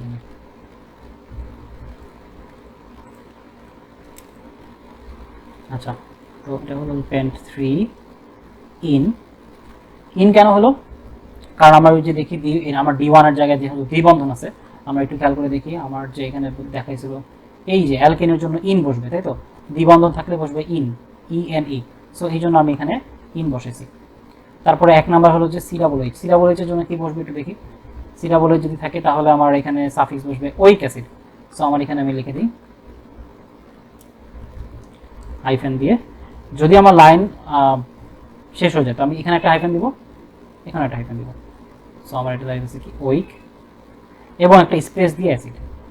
তার মানে এই যে স্পেস দিয়ে অ্যাসিডটা লিখলাম, এই অ্যাসিডটাই হলো যে আমাদের ই ছিল, ঠিক আছে। তার মানে আমাদের মনে হয় এইটা দিয়ে আমাদের মোটামুটি পুরো স্ট্রাকচারের সবই মোটামুটি ইউজ হয়েছে, যদি F1 F2 বাদ দিয়ে, A1 A2 বাদ দিয়ে। তো আমরা মোটামুটি কিন্তু নামকরণ শিখে গেছি, আমাদের আরেকটু করলে আমাদের ক্লিয়ার হয়ে যাবে, এবং যখন আমি স্টেপসগুলো আবার বলবো তখন আমাদের পুরোপুরি ক্লিয়ার হয়ে যাবে।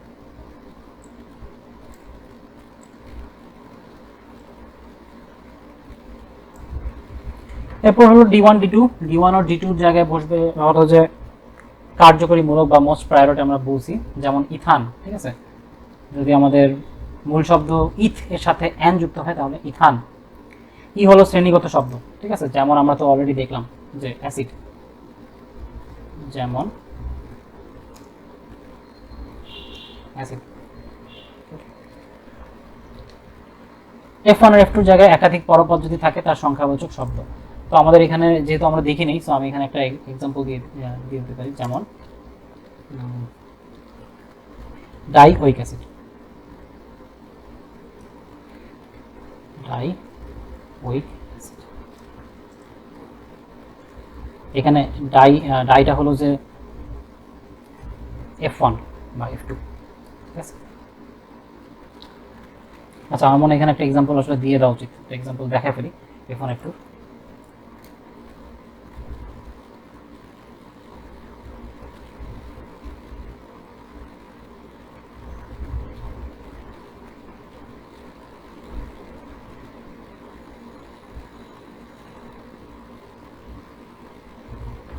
আচ্ছা এটা যৌগ, আমরা দেখতেছি যে এখানে 2টা কার্বক্সিলিক অ্যাসিড আছে, তাই তো।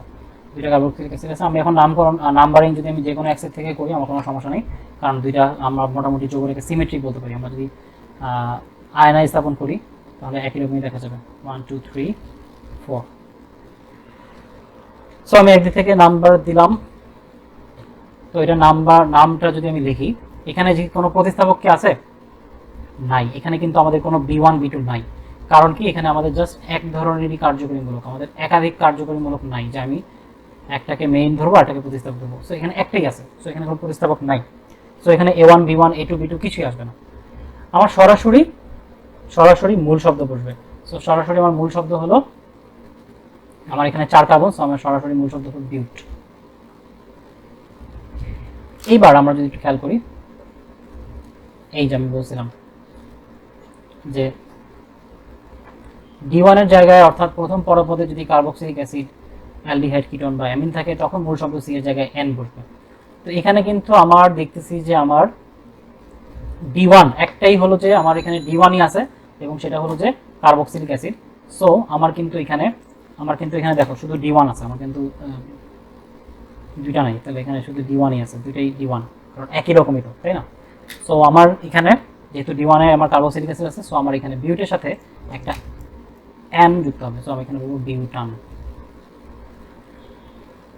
এরপরে আমার কিন্তু হিসাবে আমার এখানে Z1 Z2 বসানোর কথা, তাই তো?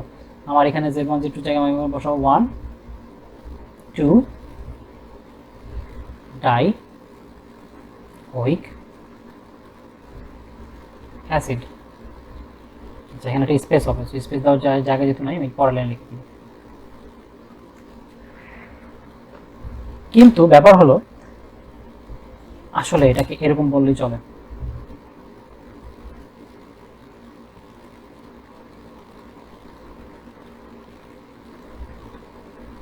কেন? কারণ আমি যখন বিউটান ডাইওইক অ্যাসিড বলে দিতেছি তখনই কিন্তু আমি কিন্তু এটা থেকে আমি বুঝতে পারতেছি যে আমার গাঠনিক সংকেতটা কিরকম হবে। কারণ কার্বক্সিলিক অ্যাসিড তো দুই সাইডেই বসবে, এটা তো মাঝামাঝি বসা সম্ভব না। সো দুই পাশে দুইটা কার্বক্সিলিক অ্যাসিড দিয়ে যদি আমার বিউটেন করতে হয়, 4 কার্বন বানাইতে হয়, তাহলে আমার এই যৌগটার এই স্ট্রাকচারই হবে, এছাড়া অন্য কিছু সম্ভব না। সো আমার এখানে 1 আর 2 জোর করে আমার নাম্বারটা বসানোর প্রয়োজন নেই। সো আমার এখানে এটা না করে আমি এটা করবো। তাহলে আমরা বুঝতে পারছি নামকরণ খুবই লজিক্যাল। আমার যতটুকু পর্যন্ত আমার নাম লিখলে সেটা দিয়ে আমার কার্যকরী গাঠনিক সংকেতটা বোঝা যায় ততটুকু পর্যন্তই আমার কি বলে, আমার ততটুকু নাম করলেই চলে, আমার তার চেয়ে বেশি কিছু আমার স্পেসিফিকেশন অ্যাড করা দরকার নেই। সো আমার এখানে যেহেতু আমার বিউটান ডাইওইক অ্যাসিড বললেই আমার যথেষ্ট, সো আমার এখানে 1 আর 2 বলা দরকার নেই। সো আমি এখানে একই সাথে অনেক কিছু বুঝে ফেললাম। এখানে আমার যে ডাইটা বসছে এটা হলো যে অ্যাকচুয়ালি আমার F1 ছিল, ঠিক আছে? আমার ওইকটা কি ছিল? D1, অ্যাসিডটা কি? E, বিউটানটা কি? মূল শব্দ বা C।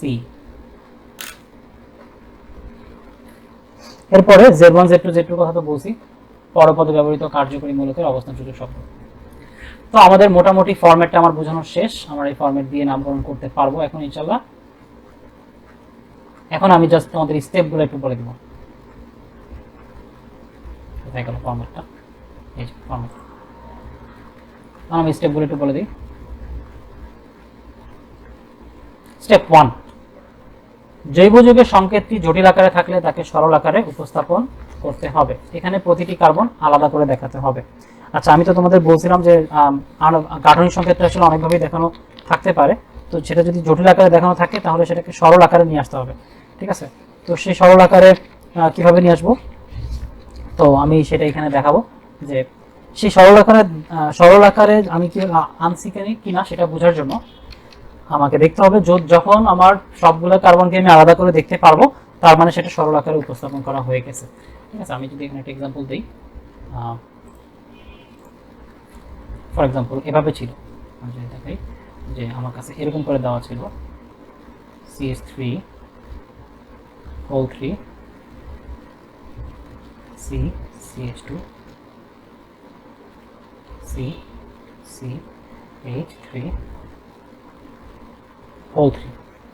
আচ্ছা, এখানে আমরা একটু নিচে দেখি কি লেখা। ফার্স্ট ব্র্যাকেটের ভিতর কার্বন থাকলে সরল আকারে উপস্থাপনের সময় একযোজী যদি হয় তাহলে সেটাকে প্রতিস্থাপক হিসেবে ব্যবহৃত করব, আর যদি দ্বিযোজী হয় তাহলে সেটাকে মূল কার্বন হিসেবে মূল শিকলে ব্যবহার করব। যেরকম ফর এক্সাম্পল দেওয়া হয়েছে CH3 এবং তার সাথে যদি নিচে কোনো সংখ্যা থাকে, যদি এরকম থাকে তাহলে সেটাকে আমরা B1 বা B2 ধরে ফেলবো, আর যদি এরকম থাকে CH2 এবং তার নিচে কোনো সংখ্যা তাহলে সেটাকে আমরা মূল কার্বন হিসেবে মূল শিকলে বসাবো। তো আমি এখন এক্সাম্পলটা দেখাই তাহলে বুঝতে পারবো। যদি আমাকে এরকম দেওয়া থাকে তাহলে আমি যেটা করবো, আমি এখানে দেখতেছি আমার ফার্স্ট কেসটা পড়ছে এই যে CH3 এবং তার নিচে একটা সংখ্যা। আচ্ছা, তার মানে আমি যদি এটাকে একটু ইমাজিন করি, আমি একটু খেয়াল করতে পারবো যে আমার এই পরে যে কার্বনটা আছে, এই কার্বনটা কিন্তু দেখতেছি দুইটা হাত মাত্র, তাই তো? কিন্তু কার্বন তো দ্বিবন্ধন না, কার্বন তো দুইটা হাত থাকতে পারে না, তাই না? সো এখানে তো কোনো একটা ব্যাপার আছে। সো ব্যাপারটা হলো এটা যে এই কার্বনের আসলে এখানে একটা হাত দিয়ে এখানে CH3 আছে, আর বাকি দুই হাত দিয়ে এখানে আরো দুইটা CH3 আছে। সো এই তিনটা CH3। এরপরে আমার আগের মতো CH2টা বসাবো, এই যে উপরে ছিল। তারপরে এই কার্বনের ক্ষেত্রে সেম, কার্বনের তিনটা হাতে তিনটা CH3। এই জিনিসটাকে সংক্ষেপে এভাবে দেখানো হয়েছিল। তো আমার এটা সরল আকারে উপস্থাপন করা হয়ে গেছে। তো এটা আমার স্টেপ 1। তো স্টেপ 1 এ আমি কিভাবে বুঝলাম যে সরল আকারে আমার উপস্থাপন করা হয়ে গেছে? এখন আমি এই যৌগের প্রত্যেকটা কার্বনকে আলাদাভাবে দেখতে পারতেছি। ঠিক আছে, আমার এখানে সবগুলো কার্বনকে আমি আলাদাভাবে এখানে দেখতে পাচ্ছি যে এটা কার্বন, এটা একটা কার্বন, এটা একটা কার্বন, এটা একটা কার্বন, এটা একটা কার্বন, এটা একটা কার্বন, এটা একটা কার্বন, এটা একটা কার্বন, সবগুলোকে আলাদা করে দেখা যাচ্ছে। আগের এখানে কিন্তু সবগুলোকে আলাদা করে দেখা যাইতেছিল না। তারপর হলো স্টেপ 2, মূল শিকল নির্বাচন। এখন আমাদের যে আমি যে এখানে যৌগটা দেখলাম, এর মধ্যে কিন্তু অনেকগুলো শিকল আছে, তাই না? এটা তো শাখা শিকল যৌগ। তো শাখা শিকল যৌগ যেখানে অনেকগুলো শিকল থাকে, তার মধ্যে যে কোনো একটা শিকলকে মূল শিকল হিসেবে নির্বাচন করতে হয়, একটা শিকলকে মূল শিকল হিসেবে ধরতে হয়, এবং বাকি শিকলগুলোকে আমরা শাখা শিকল বা প্রতিস্থাপক হিসেবে ধরবো। তো এখানে দেখি আমরা কি লিখছি, সর্বাধিক সংখ্যক কার্যকরী মূলক অন্তর্ভুক্ত করে দীর্ঘতম কার্বন শিকল চিহ্নিত করতে হবে।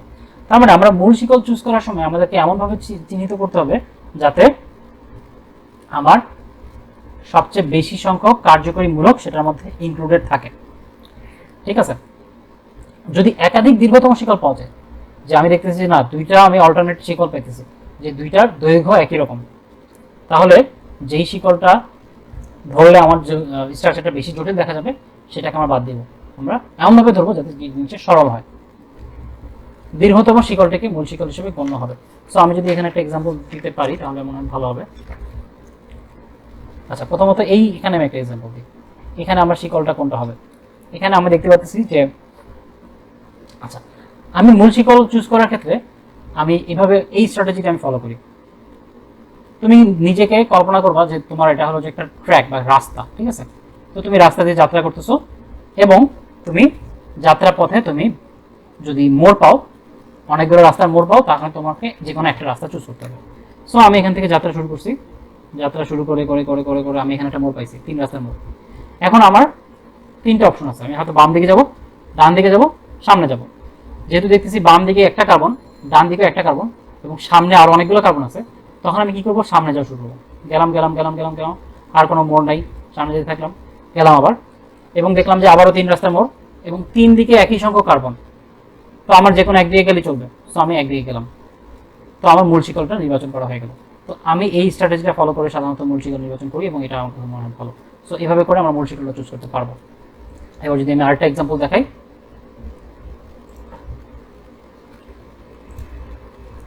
এরকম একটা যৌগ ধরো আছে, আমরা এখানে সরল করে দেখাচ্ছি।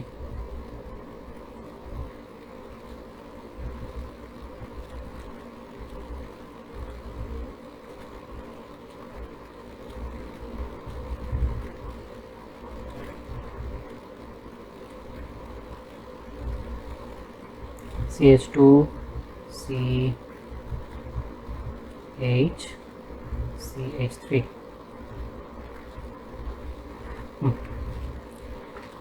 কিভাবে বুঝলাম এটা সরল করাই আছে, এটা জটিল আকারে নাই? কারণ হলো যে এখানে প্রত্যেকটা কার্বনকে আলাদা করে দেখা যাচ্ছে, তার মানে এটা সরল আকারে আছে। এখন আমি যে স্ট্র্যাটেজিটা ফলো করতেছিলাম সেটা আমি ফলো করবো।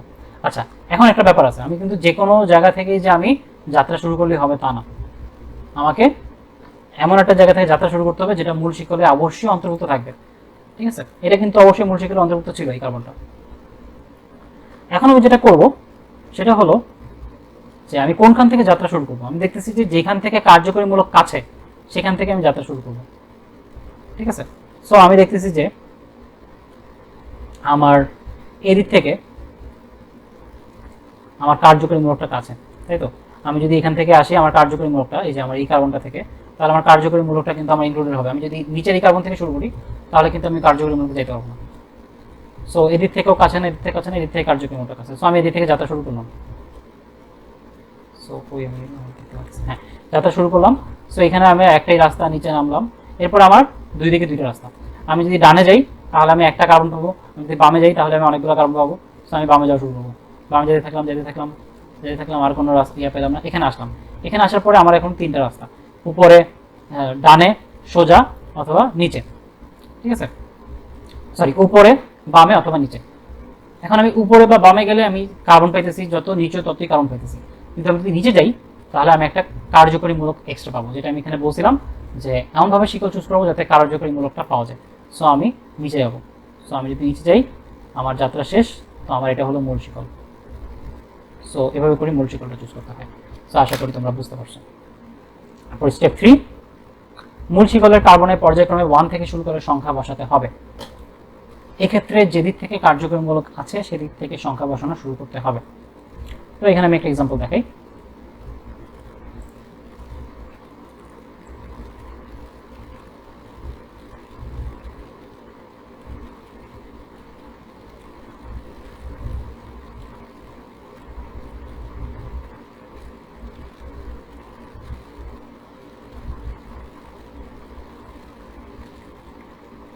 সবসময় গাঠনিক সংকেত করার সময় একটা প্রুফ চেক করবা সবসময়, যে হ্যাঁ আমার সবগুলা যোজনী ব্যবহৃত হচ্ছে কিনা। কার্বনের 4 যোজনী সবসময় কার্বনের 4 যোজনী ব্যবহৃত হবে। যদি দেখো যে ব্যবহৃত হয়নি, তার মানে তুমি কোথাও ভুল করছো।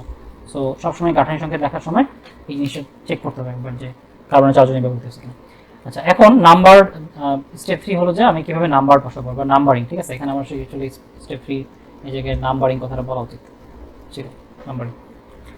নাম্বারিং করার ক্ষেত্রে আমার কি করতে হবে, আমার যে কোনো এক পাশ থেকে আমাকে মূল শিকল তো চুজ করা শেষ। আচ্ছা, স্টেপ 3 এর আগে কিন্তু আমার মূল শিকল চুজ করা শেষ হয়ে যাবে। তো আমি এখানে এমন একটা সহজ জিনিস ধরছি যেটাতে মূল শিকল চুজ করা সহজ। তো আমি এখানে মূল শিকলটা, আমার যেহেতু একটাই শিকল আছে, সো এটাই আমার মূল শিকল। ঠিক আছে, সো আমি মূল শিকলটাকে নীল দিয়ে দেখাইলাম।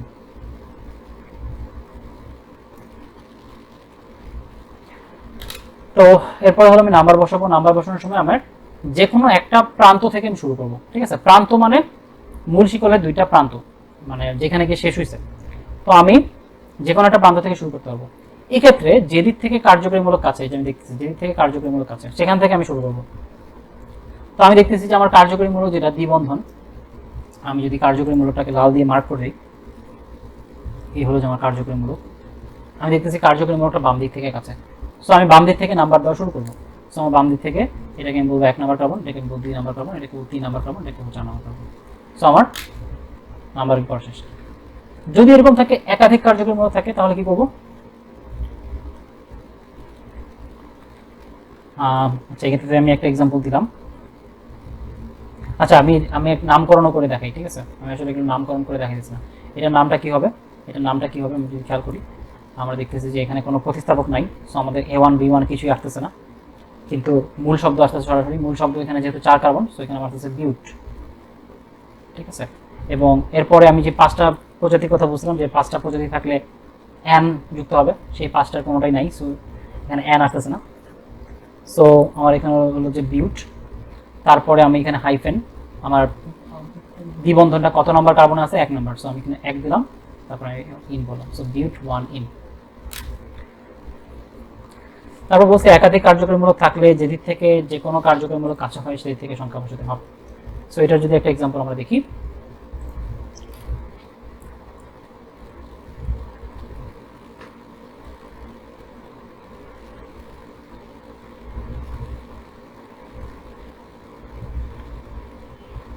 এক দুই তিন চার 5টা কার্বন, একটা হাইড্রোজেন, এখানে একটা হাইড্রোজেন, এখানে একটা হাইড্রোজেন, এখানে একটা হাইড্রোজেন, এখানে একটা হাইড্রোজেন।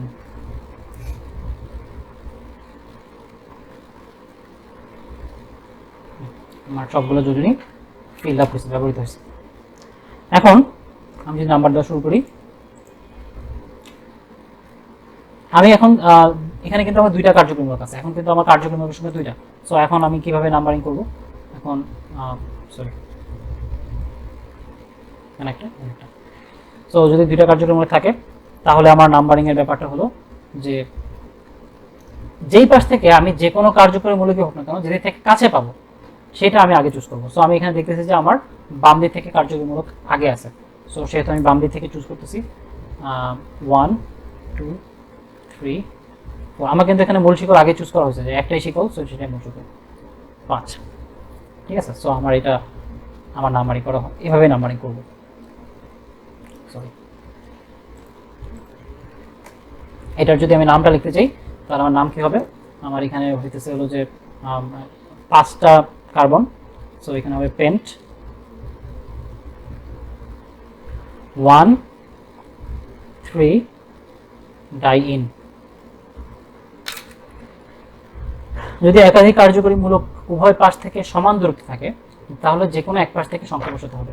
যদি এরকম হয়, হ্যাঁ আমি তো একটু আগে বললাম যে একাধিক কার্যকরী মূলক থাকলে কি করব, যদি এরকম হয় যে একাধিক কার্যকরী মূলক আছে তাহলে যেই পাশ থেকে কাছে সেখান থেকে নাম্বারিং করব।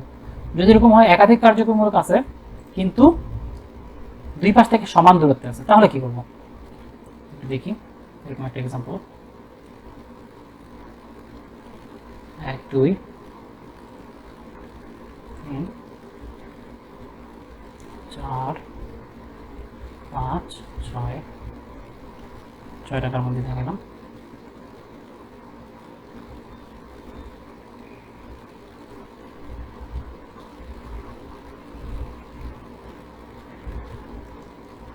এটা আসলে হাইড্রোজেন।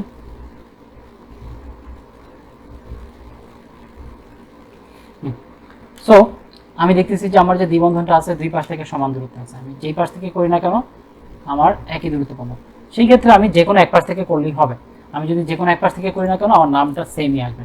সো আমি ধরলাম এই পাশ থেকে আমি দিলাম 1 2 3 4 5 6, আবার এই পাশ থেকে যদি দিই 1 2 3 4 5 6, নামটা সেমই আসবে এবং সেই নামটা হবে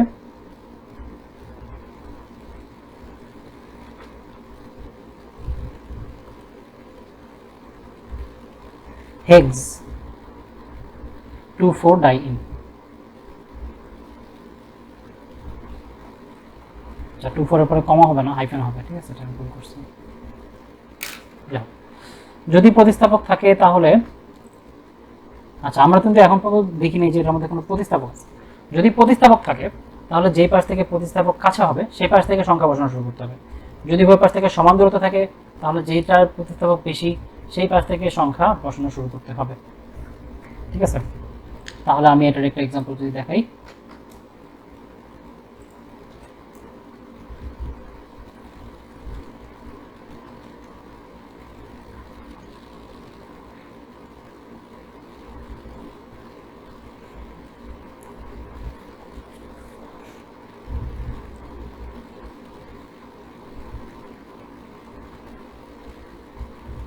এক দুই তিন চার পাঁচ ছয়, ঠিক আছে।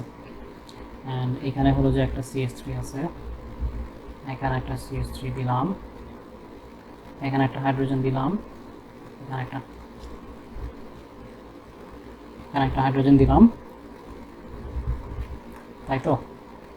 এখানে একটা হাইড্রোজেন, এখানে একটা হাইড্রোজেন, এখানে একটা CH3, এখানে একটা CH3, এখানে একটা CH3।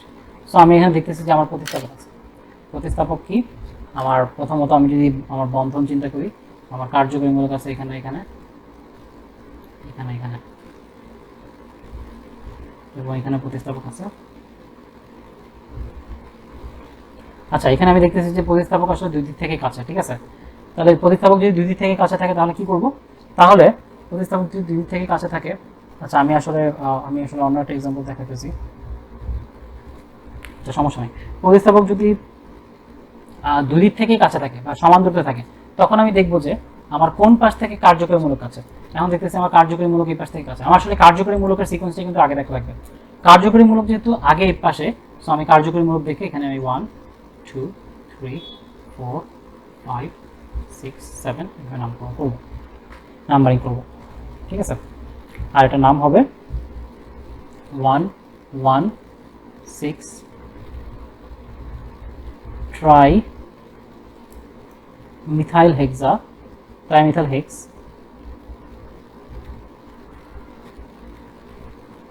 Two four ডাইইন।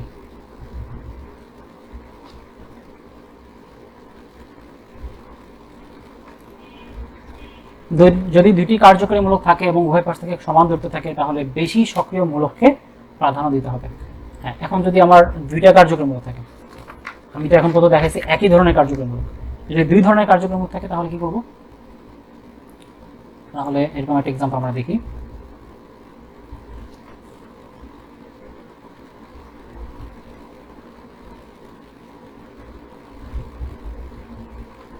এক দুই তিন চার, এবং এখানে ত্রিবন্ধন, ত্রিবন্ধন না, এখানে হলো যে দুইটা হাইড্রোজেন, একটা হাইড্রোজেন, দুইটা হাইড্রোজেন। তো আমার তো এখানে একটাই শিকল আছে, সো মূল শিকল চুজ করার কষ্ট করা লাগবে না। এবং আমি দেখতেছি যে দুই পাশে আমার দুইটা কার্যকরী মূলক আছে এবং দুই পাশ থেকে সমান সমান দূরত্বে আছে, তাই তো? আমরা দেখছিলাম যে দূরত্বের ব্যাপারটা প্রাধান্য আগে। একটা জিনিস খেয়াল করো, এখানে যে রুলগুলো আগে বলা হয়েছে সেগুলোর প্রায়োরিটি কিন্তু বেশি, তাই না? নাম্বারিং এর ক্ষেত্রে যেগুলো আগে বলা হয়েছে সেগুলোর প্রায়োরিটি বেশি। কার্যকরী মূলক থাকলে সেটার প্রায়োরিটি বেশি, কার্যকরী মূলক কাছে থাকলে সেটার প্রায়োরিটি। তারপরে হলো যে যদি এরকম থাকে যে কার্যকরী মূলক আছে এবং প্রতিস্থাপক আছে, তাহলে কার্যকরী মূলকের প্রাধান্যটা বেশি হবে, প্রতিস্থাপকের প্রাধান্যটা পরে হবে, ঠিক আছে? আর যদি কার্যকরী মূলক সমান দূরত্বে থাকে এবং প্রতিস্থাপক থাকে তখন প্রতিস্থাপকের প্রাধান্যটাকে কাউন্ট করব। তারপরে যদি এরকম থাকে ভিন্ন কার্যকরী মূলক কিন্তু একটা কার্যকরী মূলক কাছে বেশি, তাহলে আমরা সেটাকে প্রাধান্য করবো। সো আমার এখানে দেখতেছি যে দ্বিবন্ধনটা কাছে, এখানে দেখতেছি দুইটা সমান দূরত্বে। যখন দেখবো যে দুইটা কার্যকরী মূলক সমান দূরত্বে তখন আমি কাউন্ট করবো যে হ্যাঁ কোন কার্যকরী মূলকের প্রায়োরিটি বেশি। সো এখানে দ্বিবন্ধনের সক্রিয়তা বেশি। আমরা যদি একটু খেয়াল করি দেখি, আমরা চার্ট ছিল এই চার্টের মধ্যে, হ্যাঁ আমাদের অ্যালকাইনের চেয়ে বেশি সক্রিয়, বেশি প্রায়োরিটি। সো আমার অ্যালকিন যেহেতু বেশি প্রায়োরিটি, সো আমি অ্যালকিনটাকে আগে কাউন্ট করব, তারপরে অ্যালকাইনটাকে কাউন্ট করবো। সো আমার এখানে বাম পাশ থেকে নামকরণ করা শুরু হবে, 1 2 3 4 5। সো এটার নামটা যদি আমি চিন্তা করি, এটার নাম হবে এরকম।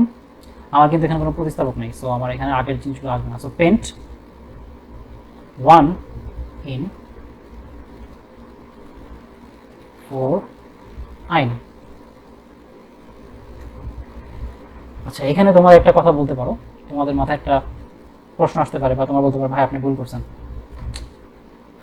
আচ্ছা, আপনি তো বলছিলেন যে D1 D2 সময়, আমি আবার একটু এখানে আলাদা করি, যে এটা হলো যে আমাদের ছিল কি সি, এটা ছিল হলো যে Z1, এটা হলো যে D1 Z2 D2। তো তোমাদের মাথায় কনফিউশন আসার কথা, আপনি তো বলছিলেন যে D1 D2 মধ্যে যেটা প্রায়োরিটি বেশি সেটা পরে বসবে, মানে সেটা D2 হবে, আর যেটা প্রায়োরিটি কম সেটা D1 হবে। কিন্তু আপনি এখানে উল্টা করলেন না, আপনি তো এখানে অ্যালকিনের প্রায়োরিটি তো দ্বিবন্ধনের প্রায়োরিটি বেশি, সেটা D2 হওয়ার কথা, দ্বিবন্ধনের প্রায়োরিটি তো কম, সেটা D1 হওয়ার কথা। আসলে এই রুলটা যখন অ্যালকিন এবং অ্যালকাইন একসাথে থাকবে শুধুমাত্র সেই ক্ষেত্রে এই রুলটা হলো এক্সেপশনাল, ঠিক আছে? সো এটা হলো একটা exceptional rule for alkyne and অ্যালকাইন। যদি অ্যালকিন আর অ্যালকাইন একসাথে থাকে তখন আমাদের এই D1 D2 রুলটা উল্টা হবে। যদি কোনো কার্যকরীমূলক না থাকে তাহলে যে পাশ থেকে অধিক সংখ্যক প্রতিস্থাপক কাছে থাকবে সে পাশ থেকে, মানে যখন কোনো কার্যকরীমূলক নেই শুধু প্রতিস্থাপক আছে, তাহলে কি হবে? তাহলে এক্সাম্পলটা যদি দেখে এরকম হবে,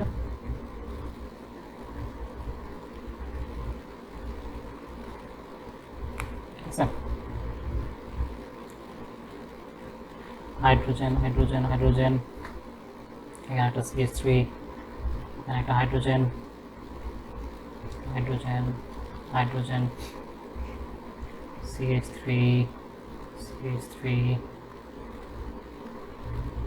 হাইড্রোজেন হাইড্রোজেন হাইড্রোজেন। আমাদের এখানে কোনো কার্যকরী মূলক নাই, যে জাস্ট প্রতিস্থাপক আছে। আমি প্রতিস্থাপকগুলোকে একটু করি, চুজ করি। সো আমার এখানে আমি যদি দেখি প্রতিস্থাপকগুলো, এখানে হলো CH3 CH3 CH3 CH3 এবং একই ধরনের প্রতিস্থাপক আছে, এবং প্রতিস্থাপকগুলো দুই পাশ থেকে কাছে একই দূরত্বে আছে। এখানেও 2 নম্বর কার্বনে, বাম পাশ থেকেও 2 নম্বর কার্বনে, ডান পাশ থেকেও 2 নম্বর কার্বনে। সো এই ক্ষেত্রে আমি কি করব, দেখবো যে বাম পাশ থেকে আমি যদি আসি তাহলে আমি বেশি প্রতিস্থাপক পাইতেছি। বাম পাশ থেকে আমার প্রতিস্থাপক পাইতেছে মাত্র 2টা। সো আমি এখানে বলবো কি এই বাম পাশ থেকে শুরু করবো 1 2 3 4 5।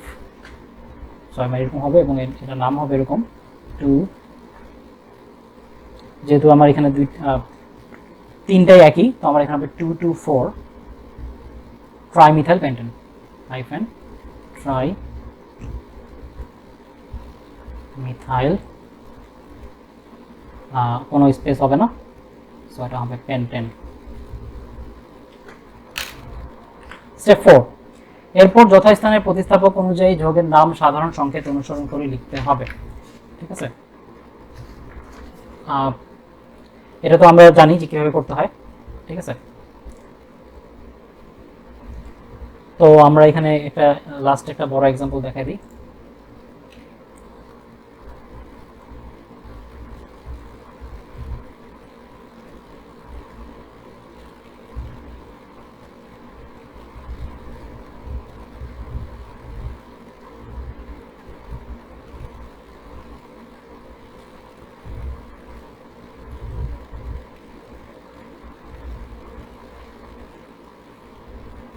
এখানে একটা ক্লোরিন দেখালাম, একটা CH3, এখানে একটা ক্লোরিন, দ্বিবন্ধন না, একক বন্ধনী।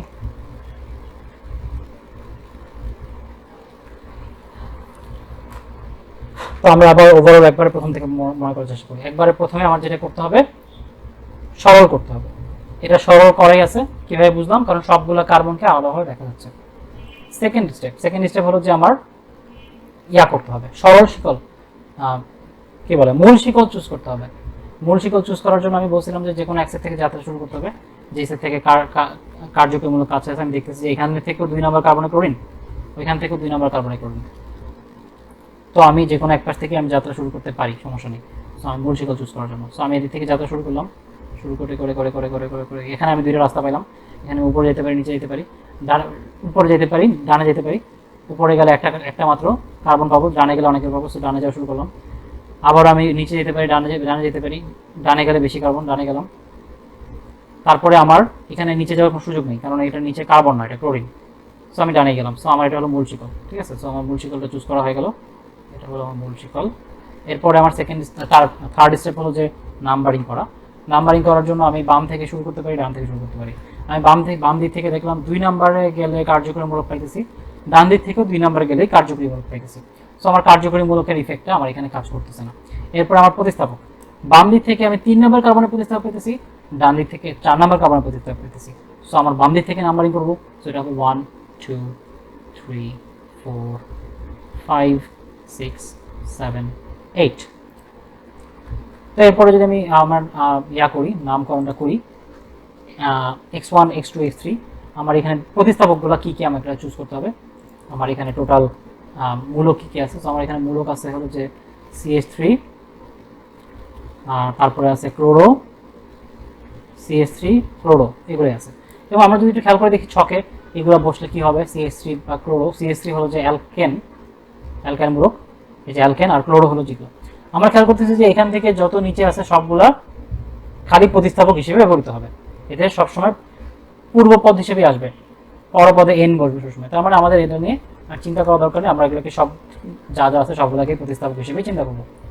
সো কথা ছিল হ্যাঁ, সো আমার এখানে যেটা হলো, তো আমার এখানে সবগুলোই প্রতিস্থাপক। তারা আমার এখানে 2 ধরনের প্রতিস্থাপক আছে, একটা হলো মিথাইল আর একটা হলো ক্লোরো। তাহলে আমি এখানে যদি একটু রাফে একটু লিখি,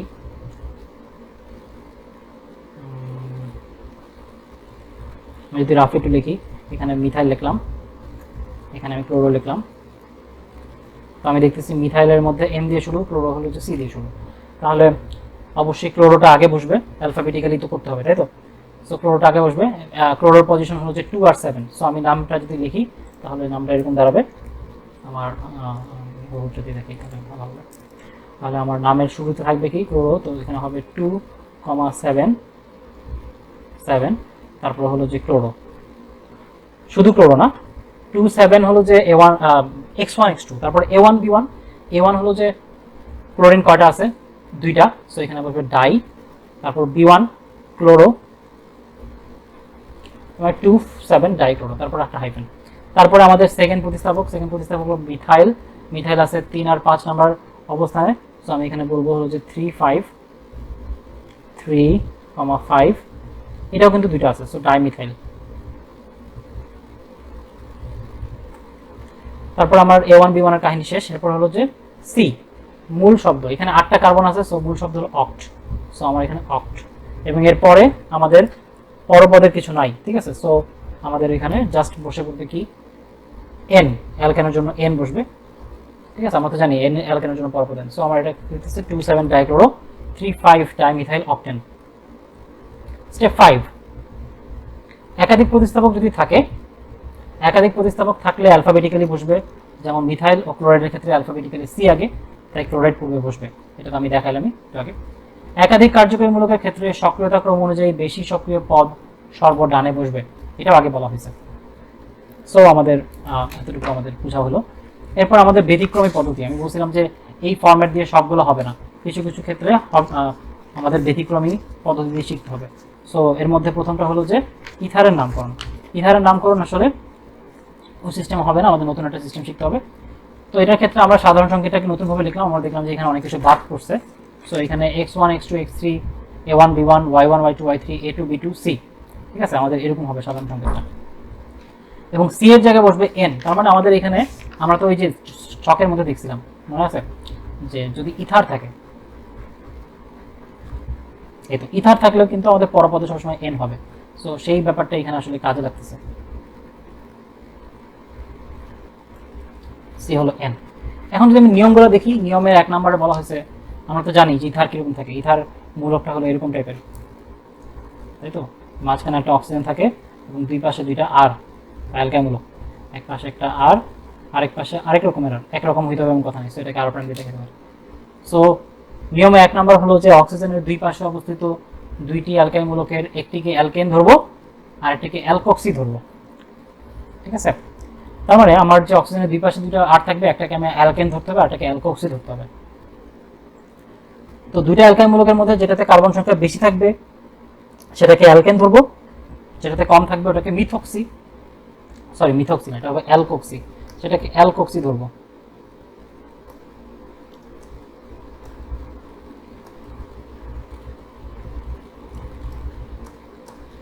অ্যালকক্সি রূপে।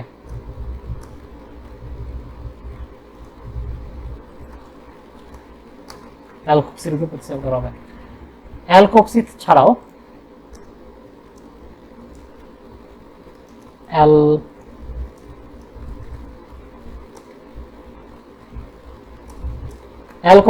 একাধিক প্রতিস্থাপক থাকলে অ্যালকক্সি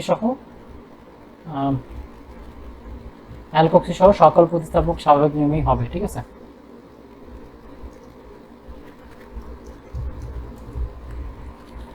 সো আমি এখানে একটা এক্সাম্পল দেখাই ইথারের।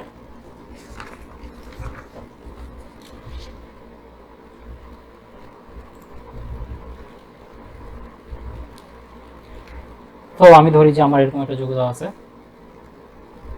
CH3 CH2 C CH3O2, তারপরে O। ফার্স্ট স্টেপ মনে আছে, সরল করতে হবে।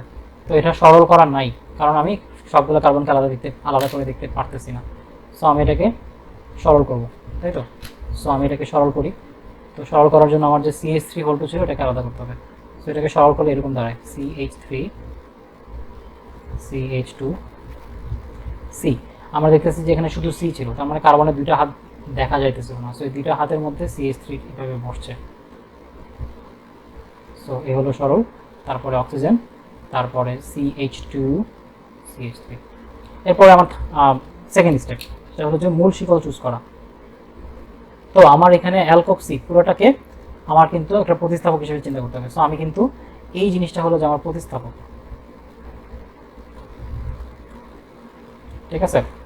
তাহলে এই জিনিসটা যদি আমার প্রতিস্থাপক হয় তাহলে আমার মূল শিকলে কিন্তু এটা আসবে না।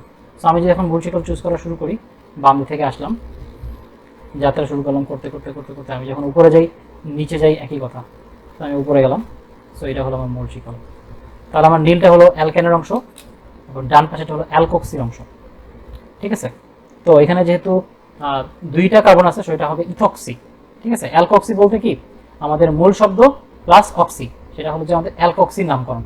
এটার সাথে আমার বলা হয়নি, অ্যালকক্সির নামকরণটা এরকম যে মূল মূল মূল শব্দ প্লাস অক্সি, তার মানে এক কার্বন হলে মিথক্সি, দুই কার্বন হলে ইথক্সি, তিন কার্বন হলে প্রোপক্সি, এরকম আর কি। সো এখানে আমাদের আরেকটা প্রতিস্থাপক আছে যেটা আমি আসলে খেয়াল করিনি, সেটা হলো এইটা। তার মানে এখানে দুইটা প্রতিস্থাপক ছিল। আচ্ছা,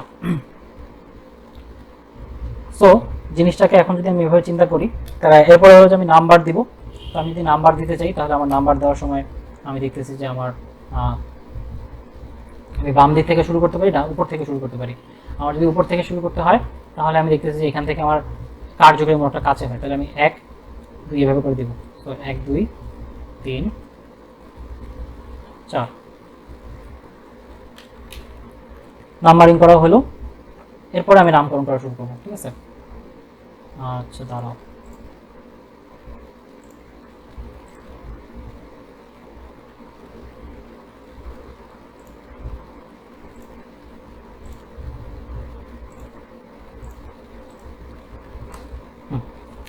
সো এখন যদি আমি নামকরণ করা শুরু করি তাহলে আমার যেটা দাঁড়াইতেছে, আমি দেখতেছি 2 নাম্বার একটা প্রতিস্থাপক আছে, 2 নাম্বার কারণে দুইটা প্রতিস্থাপক আছে অ্যাকচুয়ালি। এখন এর মধ্যে একটা প্রতিস্থাপক হলো ইথক্সি, আরেকটা হলো মিথাইল। তো এর মধ্যে অ্যালফাবেটিক্যালি অবশ্যই ইথক্সিটা আগে আসবে, তাই তো? সো আমি এখানে বলতে পারি যে 2 ইথক্সি হাইফেন দিয়ে 2 মিথাইল, এবং 4টা কার্বন, এর জন্য বিউটেন। সো এই হলো আমাদের। অ্যাকচুয়ালি এটাকে আসলে ওরকম ব্যতিক্রমে ধরাও যায় না। ঠিক আছে, আমি জাস্ট এটাকে আলাদা করে দেখাইলাম আর কি, কারণ এটা ওইটার মধ্যেই পড়তেছে। আমি ইথক্সিটাকে যদি আমি প্রতিস্থাপক ধরে ফেলি তাহলে কিন্তু আমার আবার আগের ফর্মেটই পড়ে যেতেছে। ইথারের নামকরণ এটা আসলে আগের ফর্মেটে পড়বে না পুরোপুরি। এখানে আমরা সাধারণ সংখ্যা হলো বি সি ডি দিছি। এর মধ্যে বি হলো অ্যালকোহলীয় মূলক।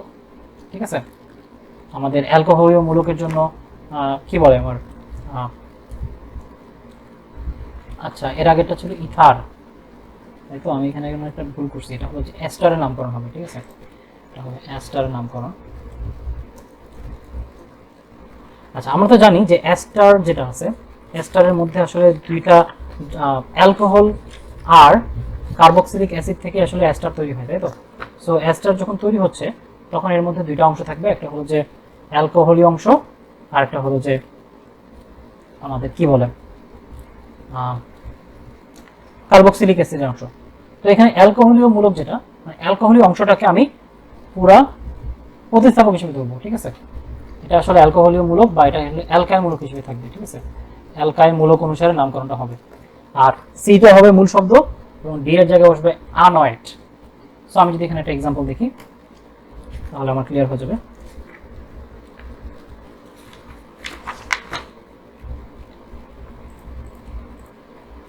সো এখানে যদি এরকম থাকে, এই জায়গায় দেখে জায়গা আছে CH3 CH2 CO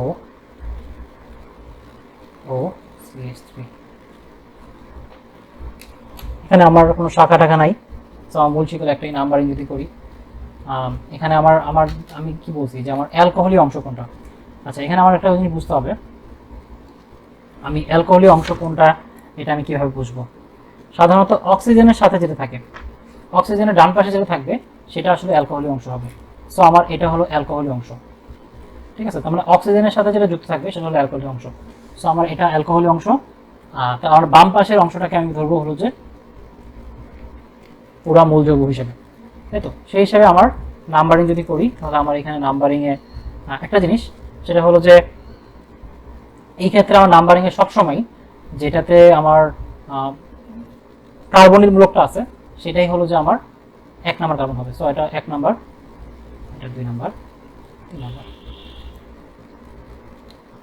সো আমার বিসিডিতে আমি ফরম্যাটে যদি বসাই তাহলে আমার নামটা কি হইতেছে আমার প্রথমে বি, এখানে আমার অ্যালকাইল মূলক বি, বি এর জন্য হবে কি, আমার এখানে বিটা হলো মিথাইল, তো আমার এখানে হবে মিথাইল। তারপরে সি হলো মূল শব্দ, এখানে মূল শব্দ হলো যে প্রোপ, আর ইয়ার জন্য হবে আনয়েড, তাহলে মিথাইল প্রোপানয়েড। এরপর হলো যে অ্যামাইডের নামকরণ, ব্যতিক্রমী পদ্ধতি। এখানে আমরা সাধারণ সংখ্যা দেখতে পাচ্ছি দুইটা কেস।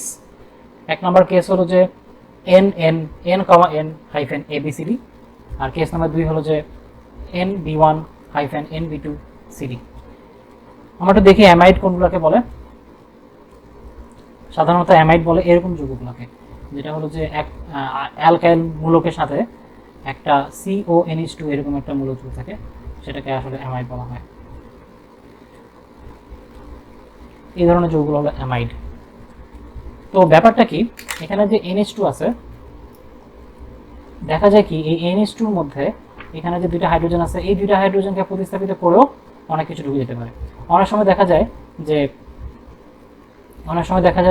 জাস্ট একটা হাইড্রোজেন প্রতিস্থাপিত হয়েছে, ও এখানে একটা মৌল যুক্ত হয়েছে। আবার অনেক সময় দেখা যায় যে দুইটা হাইড্রোজেনই প্রতিস্থাপিত হয়েছে এবং সেখানে মৌল যুক্ত হয়েছে, এবং দুইটা হাইড্রোজেনের জায়গায় দুইটাতে একই জিনিসও বসতে পারে, দুইটাতে ভিন্ন জিনিসও বসতে পারে, দুইটাতে সেমও বসতে পারে, দুইটাতে ভিন্ন বসতে পারে। যদি দুইটাতে সেম বসে তাহলে আমাদের কেস 1 হবে, আর যদি দুইটাতে ভিন্ন বসে তাহলে আমাদের কেস 2 হবে। আশা করি বুঝতে পারছি। তো আমরা দুইটারই একটা করে এক্সাম্পল দেখি। একটা হলো যে আমার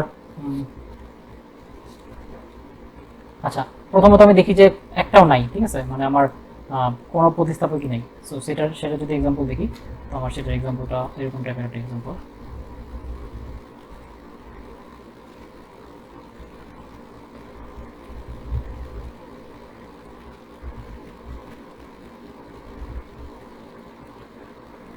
ঠিক আছে, একটু ভেঙেই দেখা ফেলি একবারে।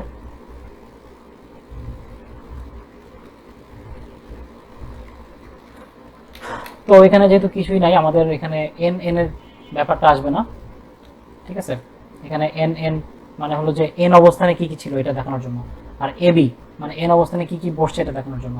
তাহলে আমার জাস্ট সিডি, সি এর জায়গায় বসবে হলো কি, আমার এখানে সি এর জায়গায় বসবে হলো, আমি আসলে এটা বলতে ভুলে গেছি,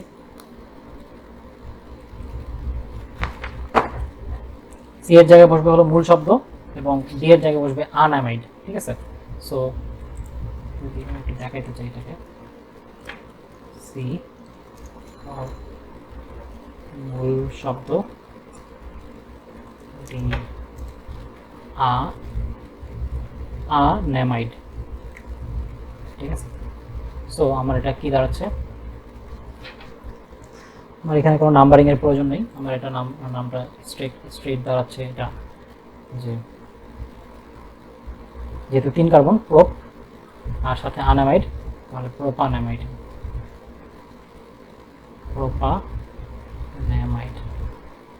মানে ফার্স্ট একটা বাংলাতে লিখলাম। এরপরে সেকেন্ড কেসটা দেখি যে যদি আমার এরকম হয় যে দুইটা নাইট্রোজেনের দুইটার মধ্যে আমার দুইটা ভিন্ন জিনিস আছে। আচ্ছা, আমি একটু এবার জটিল করে দেখাই, আমরা যেহেতু অনেক সহজ দেখছি, এবার একটু কঠিনটা দেখি। ধরি আমার এইভাবে আছে CH3 CH2 CH2 CON Br C3H7। এটা দেখে কিন্তু কিছুই বোঝা যাচ্ছে না। আমার ফার্স্ট স্টেপ মানে এটাকে আমাকে সরল আকারে নিয়ে আসতে হবে, যাতে প্রতিটা কার্বন আলাদা করে দেখা যায়। তো আমি একটু সরল আকারে আনার চেষ্টা করি। আমার এখানে CH3 ছিল, CH3 CH2 আলাদা করলাম, CH2 আলাদা করলাম। তারপর আমার যে CO2 ছিল এটাকে আমি কার্বনের গ্রুপটাকে এভাবে দেখালাম। তারপর আমার যে N ছিল, এখানে আমি দেখতেছি যে N এর একটা হাতে আমার Br যুক্ত হয়েছে, আর একটা হাতে আমার C3H7 যুক্ত হয়েছে। এখন মনে আমার মোটামুটি ক্লিয়ার হয়েছে। এখন আমি দেখতেছি আমার N এর সাথে দুইটা প্রতিস্থাপক আছে, ঠিক আছে। সো আমার এখানে একটা প্রতিস্থাপক আছে, এখানে একটা প্রতিস্থাপক আছে, এবং দুইটা ভিন্ন প্রতিস্থাপক, এবং দুইটা ভিন্ন প্রতিস্থাপক হলে আমার কেস 2 হবে NB1-NB2CD। B1 B2 জায়গায় হলো যে বসবে কি প্রতিস্থাপকের নাম, তাই তো, এবং এ তো হলো প্রতিস্থাপকের সংখ্যা বাচক শব্দ। তো এখানে যেহেতু একটাই থাকতে পারে, একটা বেশি থাকতে পারে না, সো এখানে কোনো প্রতিস্থাপকের সংখ্যাবাচক শব্দ হবে না। কারণ দুইটা যদি ভিন্ন হয় তাহলে একটা একটা করেই থাকতে পারবে, এর বেশি থাকতে পারবে না। তো এটা নাম কি হতে পারে আমরা একটু দেখি। সো আমার এখানে প্রথমত এন, এখানে আমরা অবস্থানটা প্রকাশ করতেছি এন দিয়ে। আগে আমরা অবস্থান প্রকাশ করতাম সংখ্যা দিয়ে, আমরা এন দিয়ে প্রকাশ করবো, আমরা এন এর সাথে যুক্ত। তো আমার এখানে বসবে এন, লালটা দিয়ে না দেখে আমি তো হলুদটা দিয়ে দেখি, তাহলে এন ব্রোমো, যেহেতু আমার ব্রোমিনটা অ্যালফাবেটিক্যালি আগে হবে। তারপরে এন প্রোপাইল, C3H7 মানে হলো প্রোপাইল, বিউটানামাইড।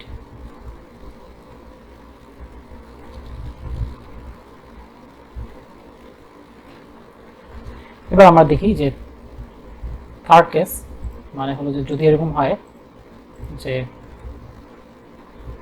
দুইটাতে সেম জিনিস আছে। সো এরকম একটা এক্সাম্পল যদি দেখতে চাই আমরা,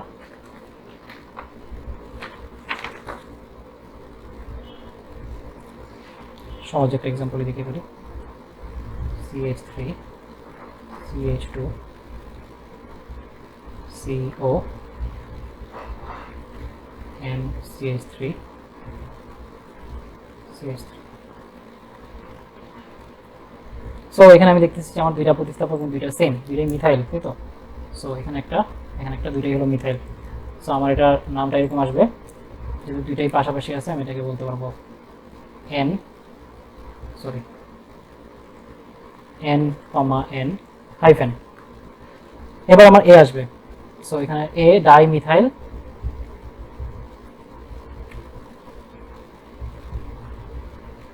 প্রোপানামাইড।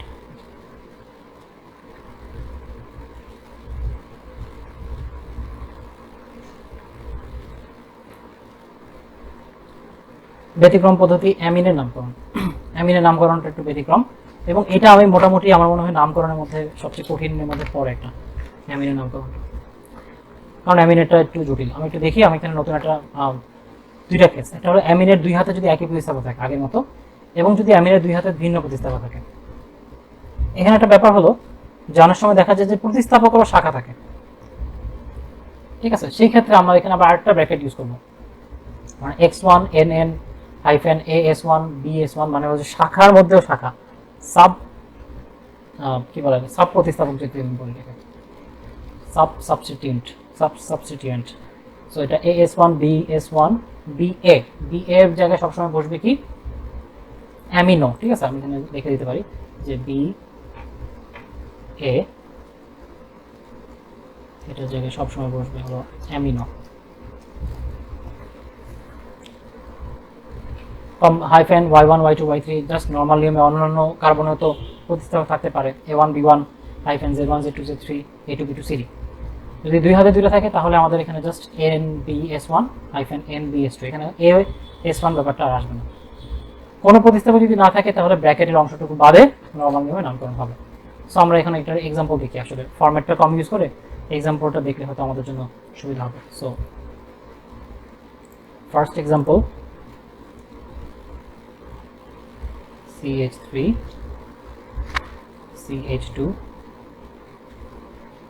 CNH, মানে আমার কোনো ইয়াই নাই, অ্যামিনের মধ্যে কোনো এক্সট্রা শাখা নাই, কিন্তু এছাড়া আমাদের অন্যান্যগুলো প্রতিস্থাপক আছে। সো এরকম যদি হয় তাহলে আমি এই প্রতিস্থাপকগুলোকে আমি বল দিই, তাই তো।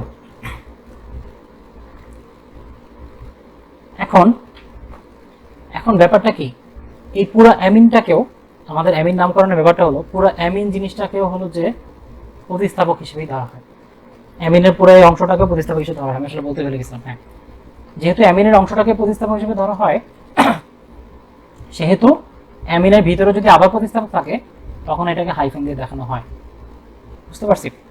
সো এই জিনিসটাকে প্রতিস্থাপক হিসেবে দেওয়া হয়। তো এই তিনটা যদি প্রতিস্থাপক হয় তাহলে এখন যদি আমরা এটাকে আসলে প্রতিস্থাপক হিসেবে ধরা ঠিক হয় নাই, CH3টাকে আমরা প্রথমত আমি এটাকে অ্যামিনটাকে ক্লিয়ারলি প্রতিস্থাপক ধরতে পারবো। আচ্ছা, এগুলো সবই বাদ দিই। আমার ফার্স্ট স্টেপ কি ছিল, সরল করা আছে। সেকেন্ড স্টেপ মূল শিকল চুজ করা, আমি মূল শিকল চুজ করা শুরু করি। দেখো আমার এখানে CH3 এটা হলো যে কার্যক্রমমূলকের কাছাকাছি। সো আমি এখান থেকে যাত্রা শুরু করলাম, নিচে গেলাম, নিচে গিয়ে আমি জাস্ট একদিকে যাওয়া সম্ভব, আমি গেলাম। সো এটা হলো আমার মূল শিকল, তাই তো। এবার আমি নাম্বারিং করব। নাম্বারিং করার জন্য আমার এখান থেকে কার্যকরীমূলক আছে। সো আমার এটা হলো উপরে হলো যে 1 নাম্বার, 1 2 3 4। তারপর আমার কাজ ছিল কি, এরপর আমি প্রতিস্থাপকগুলো চুজ করব এবং দেখব কি এদের সক্রিয়তাটা। তো আমার এখানে অ্যামিনো এবং ক্লোরো, এবং আমি যদি খেয়াল করে দেখি, একবারে যদি আমি উপরে যাই আবারও,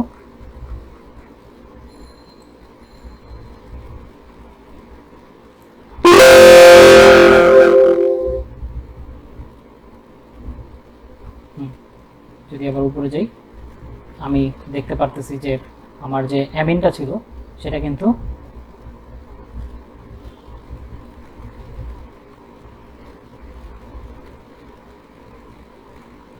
আচ্ছা, এখানে অ্যামিনটাকে উপরে দেওয়া হচ্ছে, তাই তো।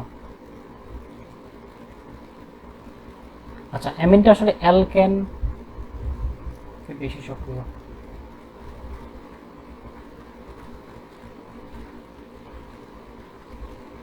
আচ্ছা, যাই হোক, আমাদের অ্যামিনটাকে প্রতিস্থাপক হিসেবে ধরবো আমরা এখানে, অ্যামিনটাকে প্রতিস্থাপক হিসেবে ধরা হয়। সো আমার এখানে প্রতিস্থাপক হিসেবে ধরা হইতেছে, এবং আমাদের অ্যামিনো আর ক্লোরো এই দুইটা জিনিস আছে আমার কাছে। সো আমি যদি এখানে দেখি অ্যামিনো আর হলো যে ক্লোরো, তাহলে দুইটার মধ্যে অ্যালফাবেটিক্যালি অ্যামিনোটা কিন্তু আগে আসে।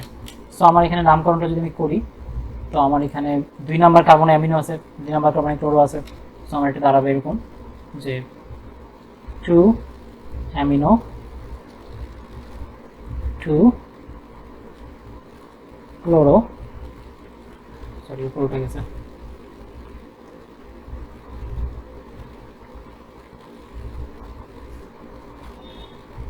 Butane 2 amino 2 ক্লোরোবিউটেন।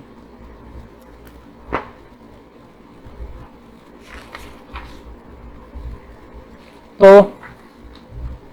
এটার মাধ্যমে আমাদের নামকরণ মোটামুটি শেষ হয়ে গেল।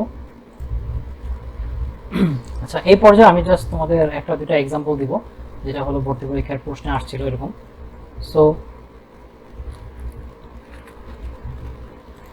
বুটেক্সের 2000 থেকে 2001 সালের প্রশ্ন। আসলে বুটেক্সে তখন হলো যে আসতো, কি বলে, সাবজেক্টিভ আসতো।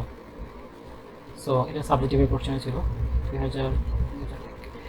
সো প্রশ্নটা এরকম ছিল, আমি আসলে সাদা চুজ করতে লিখেছিলাম। হ্যাঁ, প্রশ্নটা বলছে যে নিম্নের যৌগসমূহের নাম লিখো, ঠিক আছে, নিম্নের যৌগসমূহের নাম লিখো। সো আমি এখানে একটা দেখাই, সেটা হলো যে এরকম ছিল CH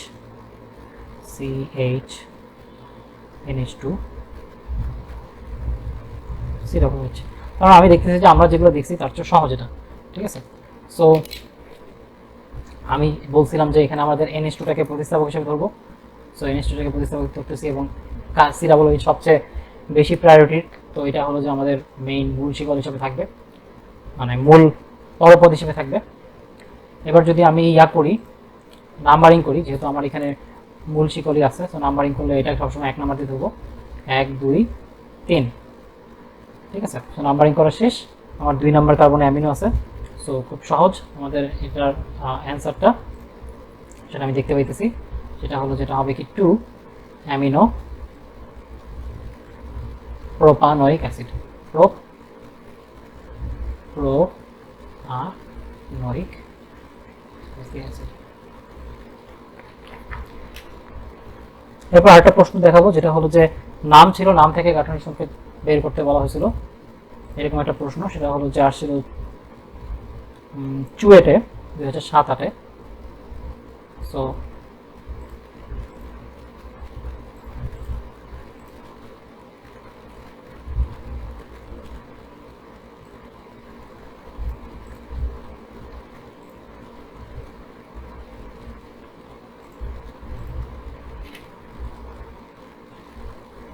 চুয়েট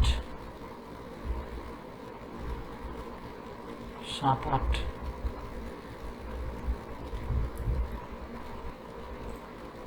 তো প্রশ্নটা ছিল এরকম, বলছে হলো যে 1 মিথাইল